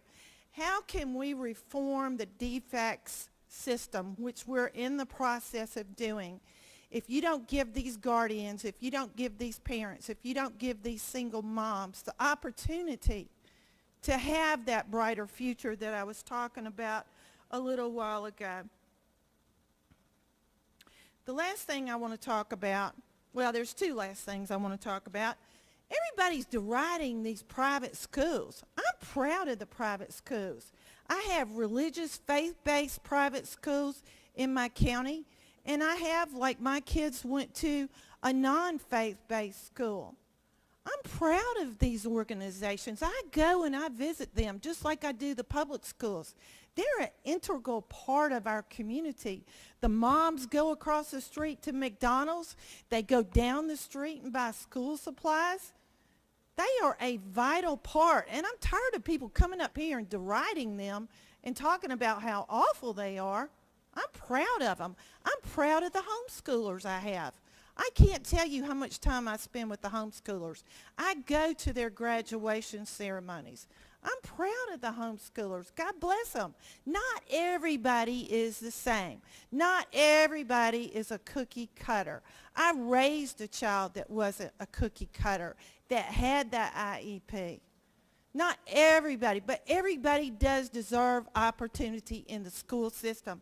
And that's what that bill aims to do. I want to talk just a little bit about some pages that I pulled from 11 years ago. The senator from Atlanta was in the Atlanta Journal-Constitution in February 1st, 2007. She said in a statement after the vote, the bill could reverse 30 years of progress of educating students with special needs in regular education settings in their neighborhood schools. And even though she said that 11 years ago, the senator sitting right here from the 6th said, well, it's okay with those special needs vouchers now. They're pretty good. They worked out pretty good. Well, the question is, if they worked out pretty good, how do you know that this is not going to work out pretty good? And then I want to state from our very famous senator that ran for mayor of Atlanta, Senator Vincent Fort, and I can say his name because he's now a former senator, and he said on February 1st, 2007, this legislation will siphon off needed dollars from our local school systems. That was another senator. This is the gateway to vouchers and the dismantling of our public school system. This is the gateway to vouchers and the dismantling of our public school system. Senator Vincent Fort. Now I ask you, in 11 years, has our school systems fallen apart? No. As a matter of fact, my school system, I believe, got twice the Broad Award. It is one of the most famous awards in the United States. It's still functioning, it's still there, and it's going to be there. I appreciate the discussion on this. I think everyone knows how they're going to vote. I encourage everyone to vote and give these kids an opportunity to succeed, just like every child in the state of Georgia should have. Senate Bill 173. Thank you very much, and I yield the well. For what purpose does the senator from the 51st rise? Mr. President, I move to resolve debate. Senator from the 51st has moved that we resolve debate. Is there objection? There is objection. It's a non-debatable motion, and we will count hands. Will you rise, stand, and be counted? Those in favor of the motion? Yeas and nays. The yeas will stand, rise, and be counted.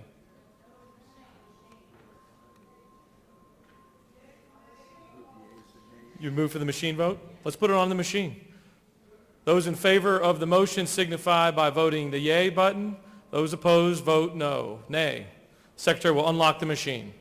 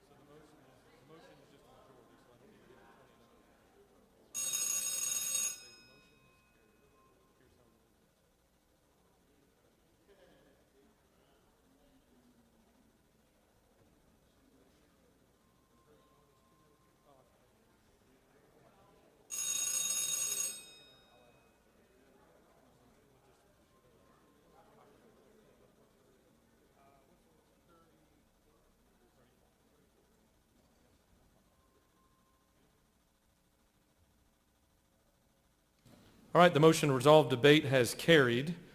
The yeas are 30, the nays are 23. Here's how this is going to work. We'll have 3 senators have 5 minutes to speak to the measure. The senators from the 34th, the 6th, and the 2nd will then recognize the minority report for 10 minutes, and we'll recognize the author for 10 minutes to close debate. Chair would like to recognize the senator from the 34th.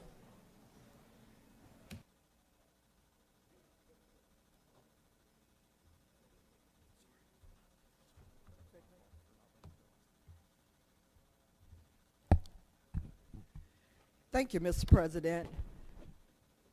I stand before you as a former school board member, and the senator from the 45th took us back a few years, and I want to take us back even further.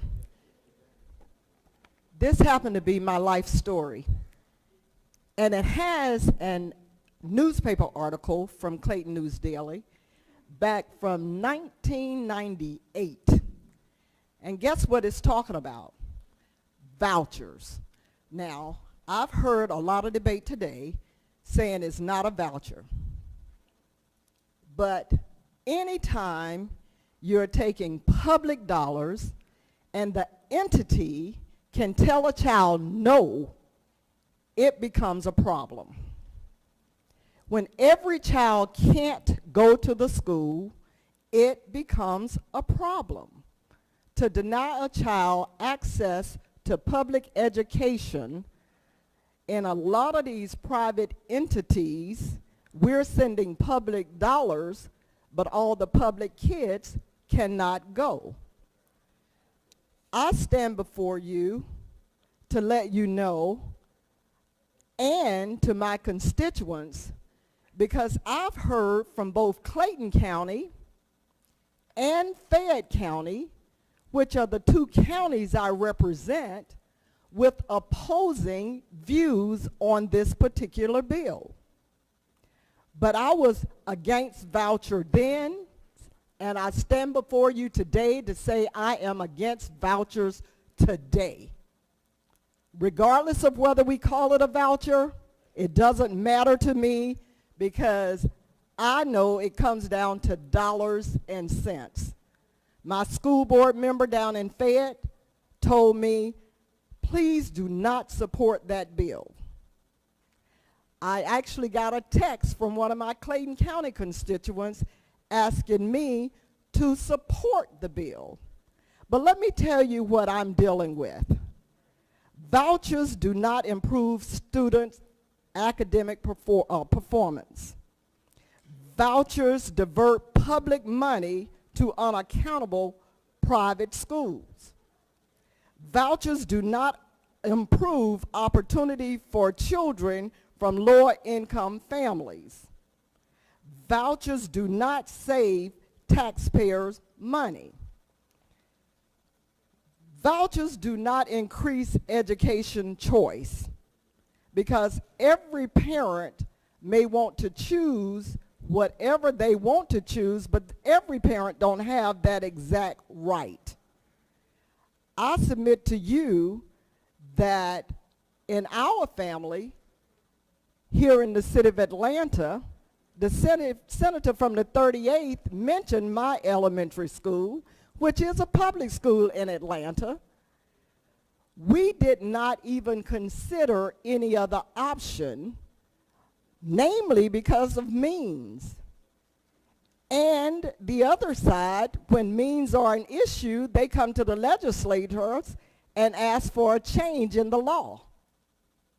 And we have seen a lot of movement where vouchers are concerned. But I will tell you that when my family made the decision to put one of my kids, grandkids, into a private school, we all met and decided it was worth it, because we saw the need in going into a private entity.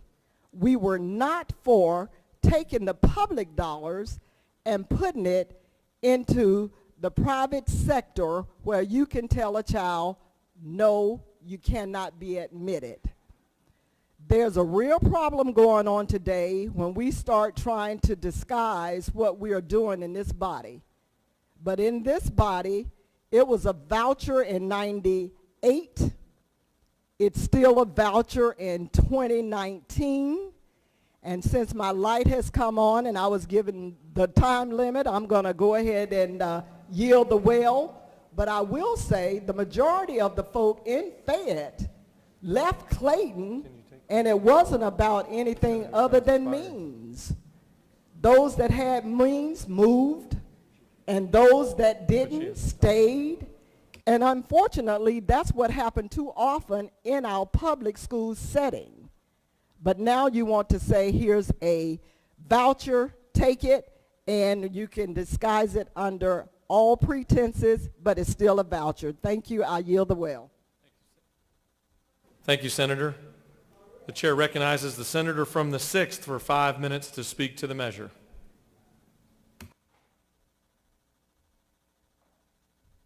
Thank you, Mr. President. You know, I was told yesterday that I should be careful about this bill, that this issue polls well in my district, and probably because I have some of the best private schools in this state, and I have to tell you, I'm very proud of them. They are excellent private schools. And this whole idea that this bill is about freedom and liberty and giving people the ability to choose, people have the choice. People can send their kids wherever they want to send them. But at the end of the day, then they have to pay for it. they have to pay for it. I have made that choice. My son has been in private school his entire life, and I have paid for it. My daughter's in public school, excellent public schools. Each of us has to make a determination with respect to our children, one way or the other, but at the end of the day, it should not be about public funds. We have a constitutional imperative, y'all, to provide an adequate public education to the children of the state. It is in our Constitution, and somehow we get lost in that. This whole idea of freedom and liberty and choice and let the money follow the child, that's not what this is about. Public money should not be going to private schools that are unaccountable, that don't have to take all comers. And private schools, they can discriminate. They absolutely can. So the whole idea that they're going to throw open the doors and give kids all these opportunities is just not true. We know that. No matter how you dress this up, we know the reality of this bill. Now, this is what we know, because I like to talk about facts and not necessarily emotion all the time. At 8:56 a.m., we get an email from the senator from the 27th, and all of a sudden we have a fiscal note. The fiscal note associated with the House bill. He says it covers the same ground. Well, funny, because in the committee he said it was revenue neutral and a fiscal note wasn't even required. So then we come in and we have it on our desk. And this is what we know. What we know is that this bill will eventually cost the state $543 million. That ain't neutral. And even apart from that, you want to talk about your local school systems that you've been getting calls from? Because I know they've been lighting you up. It's going to cost them $442 million, a loss of revenue to the local school systems. And guess what that means? We lose that money coming in locally, taxes go up. So y'all think about that, right? That when you vote for this bill, you're basically not only taking public funds from your local school systems, but you are going to ensure that taxes are going to go up for the homeowners that live in your district. This ain't about freedom and liberty. We have freedom and liberty. This is about taking public money and funneling it to private institutions that are unaccountable. Y'all need to think about that. Search your hearts, search your minds, think about your constitutional duty to the children of this state and to the people who elected you to be here, because at the end of the day, you're going to have to go home and you're going to have to answer their questions. I yield the will. Chair recognizes the senator from the 2nd for 5 minutes to speak to the measure. Thank you, Mr. President.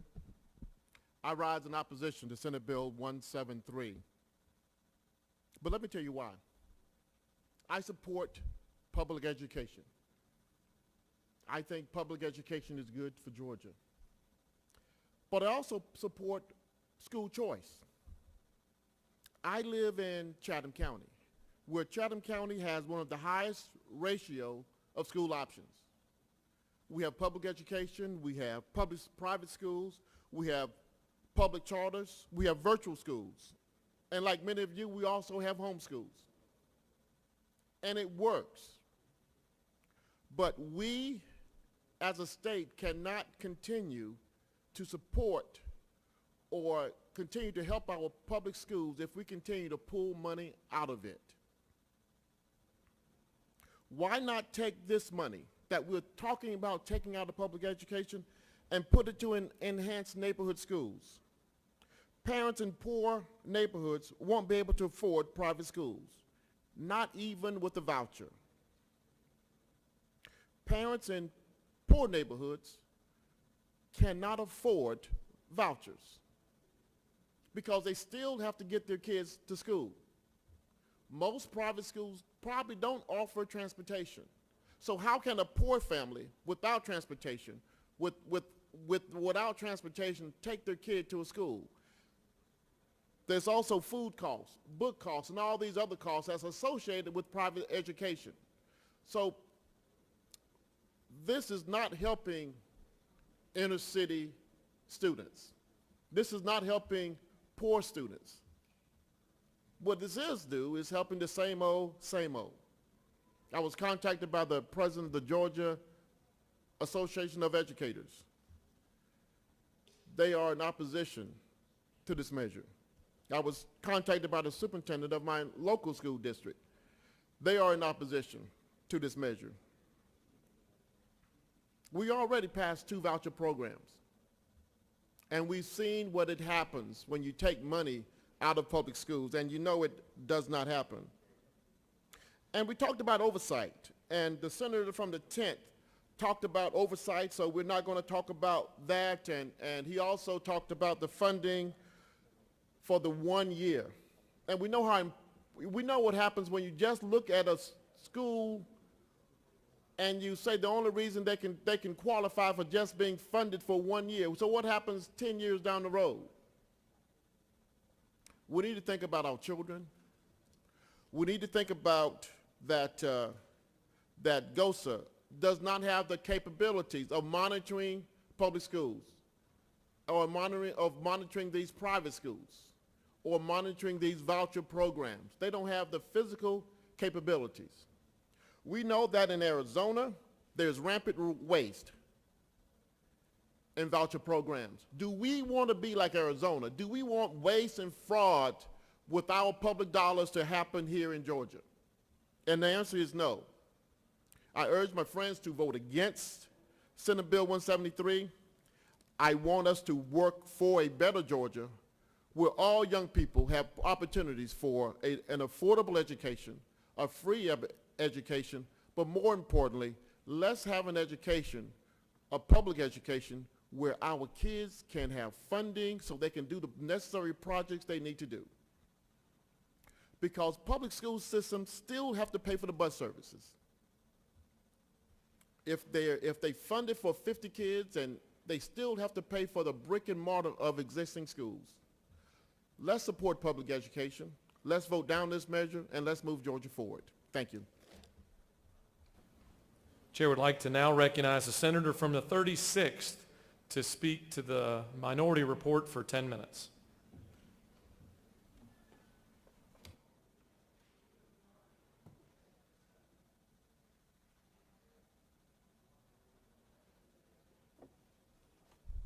Thank you, Mr. President.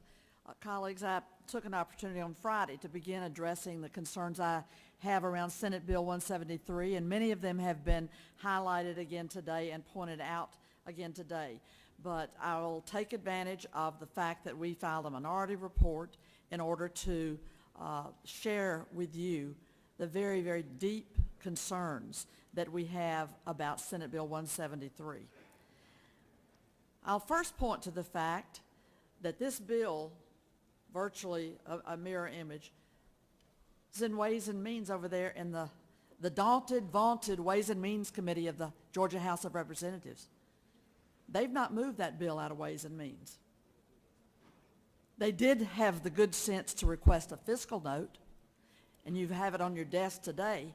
We asked the author in Finance Committee for a fiscal note, and we're told, oh, that's not required, that's not necessary, this is revenue neutral. Well, the fiscal note that you have before you indicates it's not revenue neutral. It's a bill that takes public dollars and funnels public money that should be in our public school systems, meeting the needs of their strapped budgets, and it funnels that money to private institutions.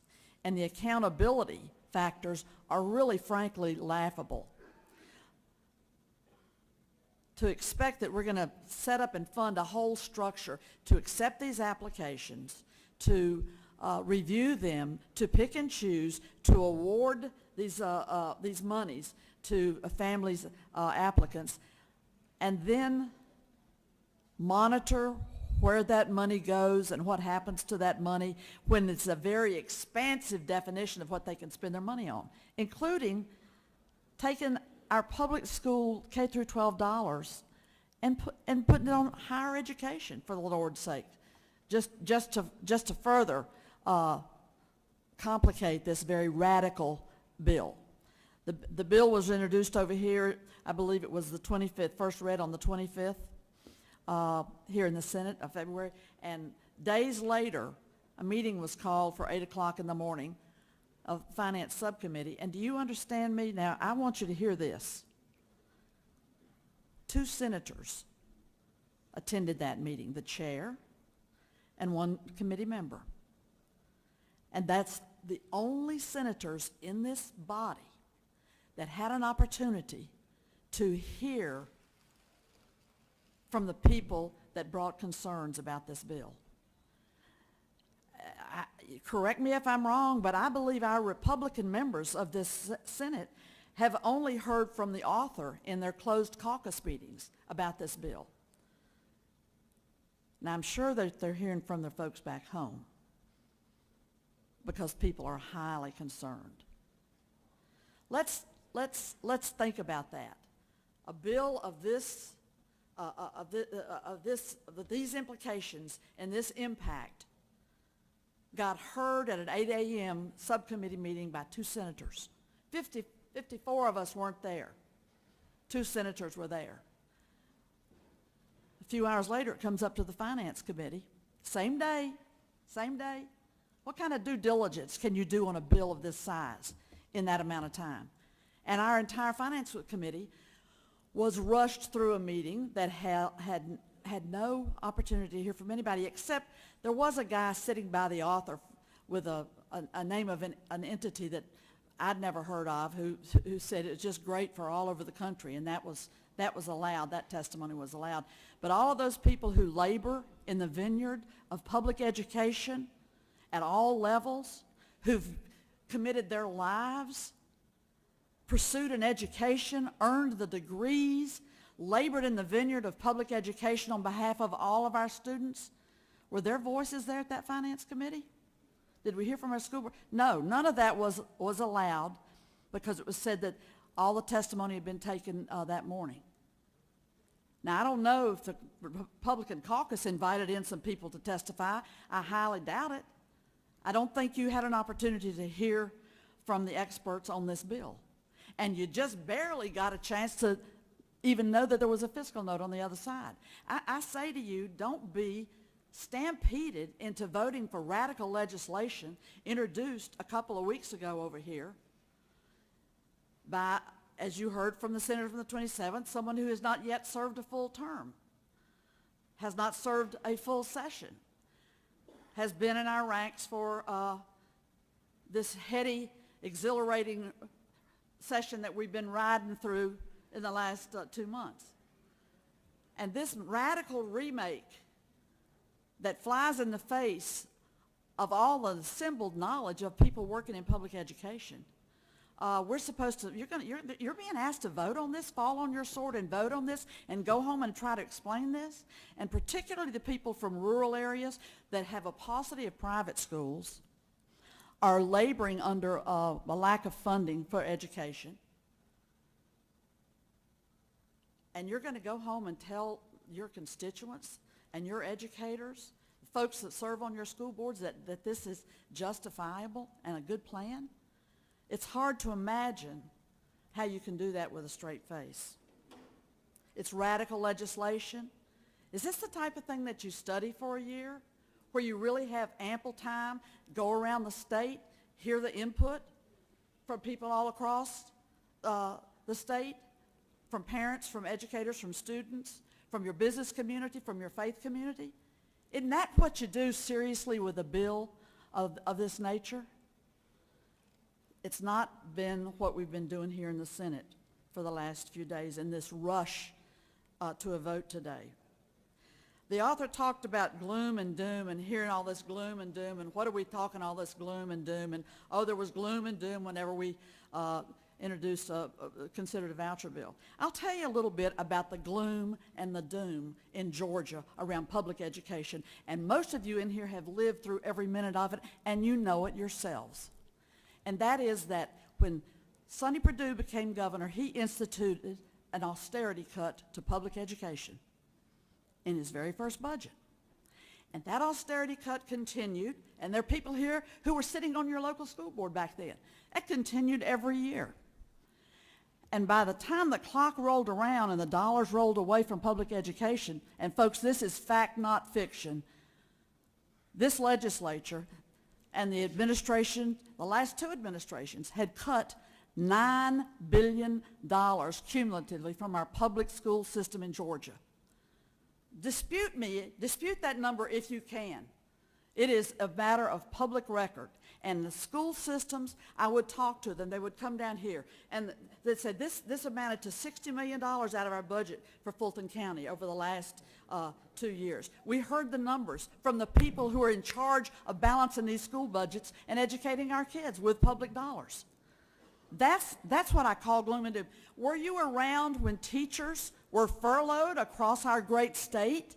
Were you here when teachers, people who'd given their lives to children and who earn a little paltry paycheck and meet their bills and go back to school the next day and take $1,000 or $2,000 out of their own pocketbooks to mount the bulletin boards and get the extra teaching aids for the classroom? Were you here when they were furloughed?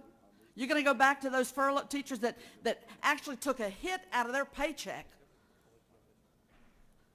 and tell them that this bill is just going to be fine. We're not going to hurt your school system one little bit.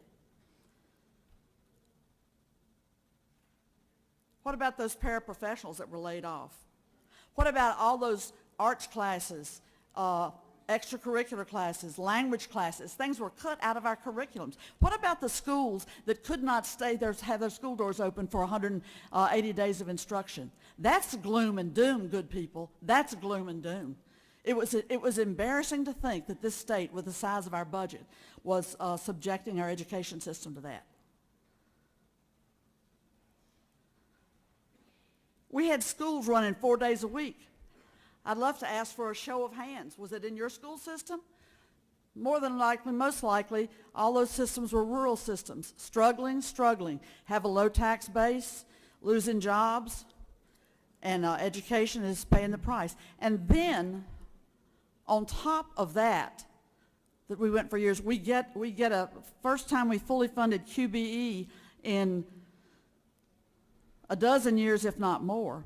When we'd cut $9 billion cumulatively from our public schools, we then, in the last year of Governor Deal's 8 years, the budget paid the full QBE.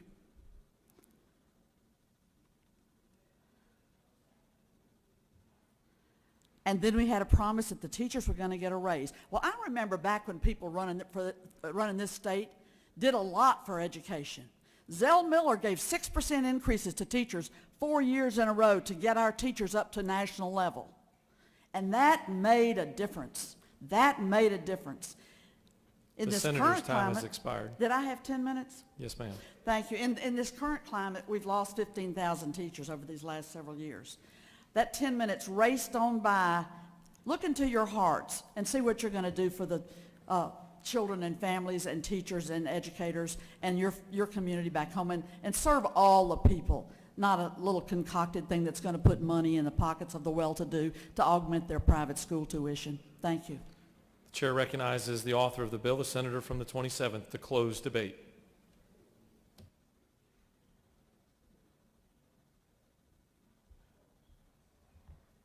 Thank you, Mr. President. It seems I grossly miscalculated my first bill. I thought this was going to be an easy one. And this was a unique form of hazing, so I appreciate you all taking it easy on me. But if this is what we had to do to get through the traditional hazing, well, I appreciate that. Look, we've got two different worldviews before us today. It's as simple as that. And there's a lot of bipartisan work that we do in this chamber. And then there's some moments where you begin to see differences in ideology and differences in worldview. And today is one of those days. We're going to have a lot of votes coming after this. So I'll move through my closing remarks quickly. But to those who vote opposite or spoke against this bill, you're still my friend. We just see this differently, and that's what makes this country so great. The reality is, every time we have explored some sort of school choice bill in this chamber, we have heard predictions of resegregation. We have heard predictions of, as the senator from Atlanta mentioned, doom and gloom.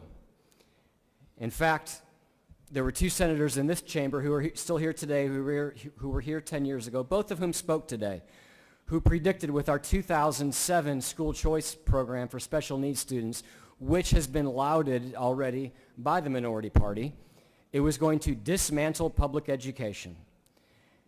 That was a quote that was in the newspaper. It was going to cipher off needed dollars from our local school systems. This is the gateway to vouchers and, again, the dismantling of our school system. This bill could reverse 30 years of progress of encouraging, educating students with special needs in regular settings. Doom and gloom.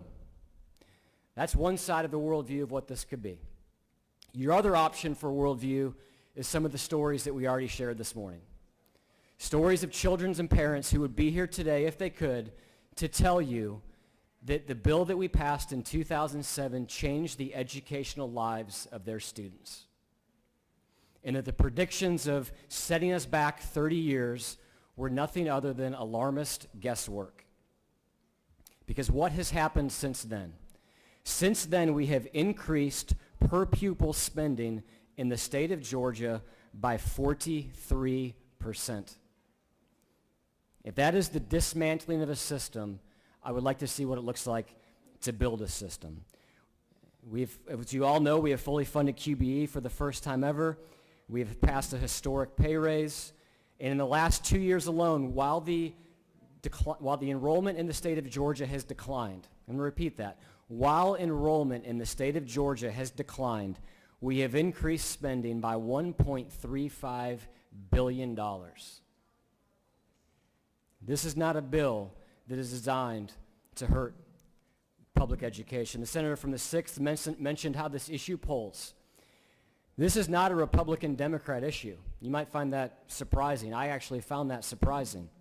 A nationwide poll that was taken in January of this year shows the following support for education savings account across the following demographics and ideologies.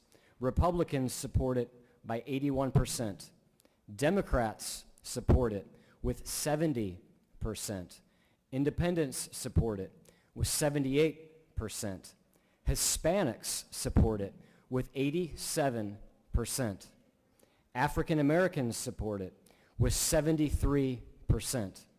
Millennials support it with 77%.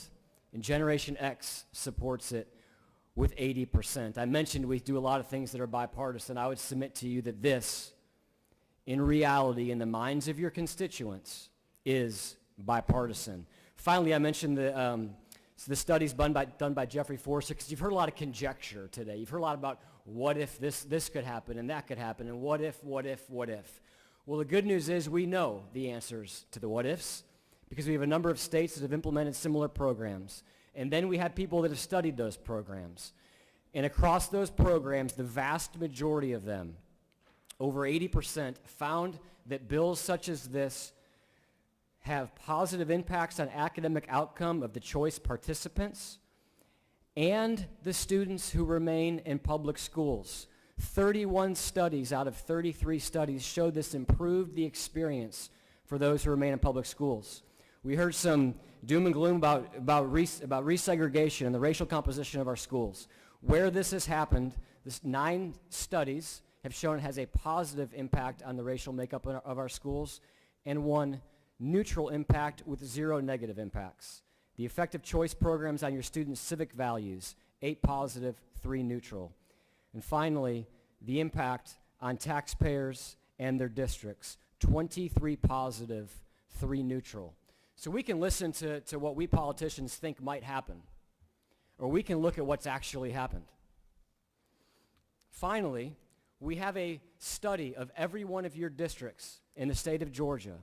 In 159 out of 159 districts, there is a financial benefit, since we are only giving the students and their families the state funding, but the local funding stays and the federal funding stays. The marginal cost of educating that student who leaves the system is higher than the state funding.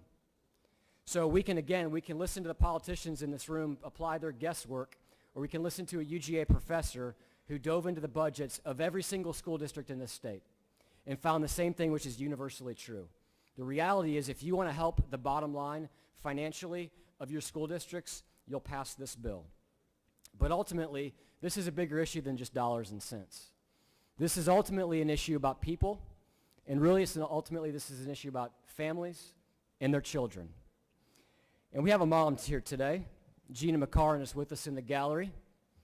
And Gina lives in Peachtree Corners with her 3 biological children and her two children that are becoming part of her family via foster care. Gina, you can stand up. You can show the good folks your face. Her youngest son, Joshua, joined them from foster care in the 2nd grade. He was a transient student starting kindergarten, and he missed out on a lot of the early intervention opportunity. When they welcomed him into their family a year ago, it was immediately clear that he was far behind academically. They started tutoring, and the private academic evaluation revealed that Joshua struggled with dyslexia, a writing disorder, auditory processing delays, language delays, inattention, and significant trauma due to the neglect and the abuse.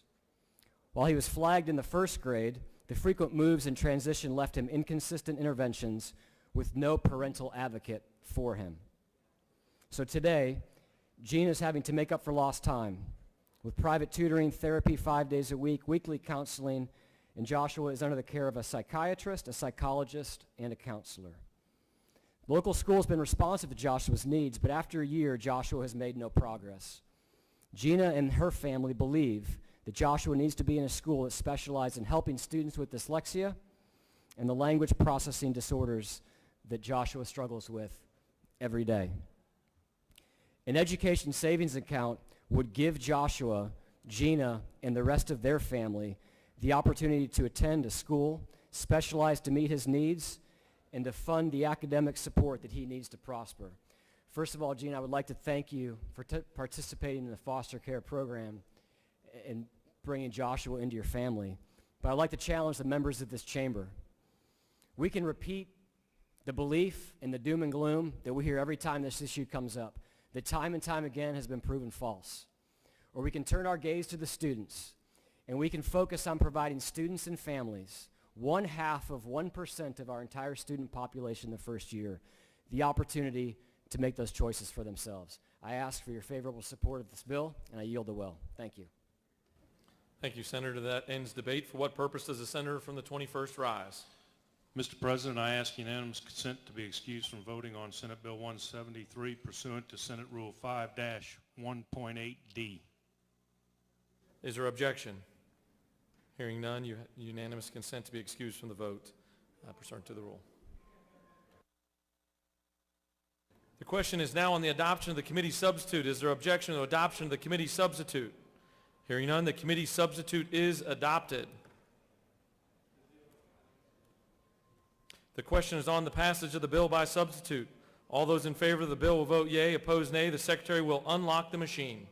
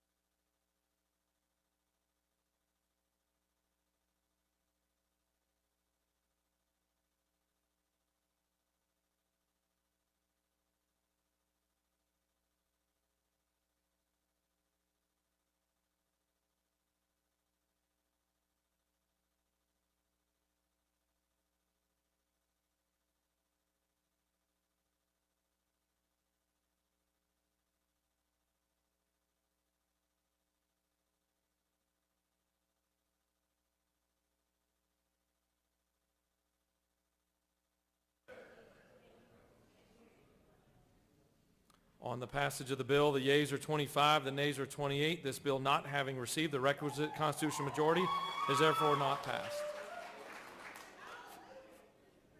For what purpose does the senator from the 45th rise? Thank you, Mr. President. I move, at the proper time, I move for reconsideration of this particular vote.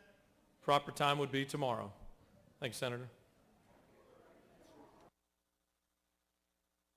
Notice has been served to the secretary.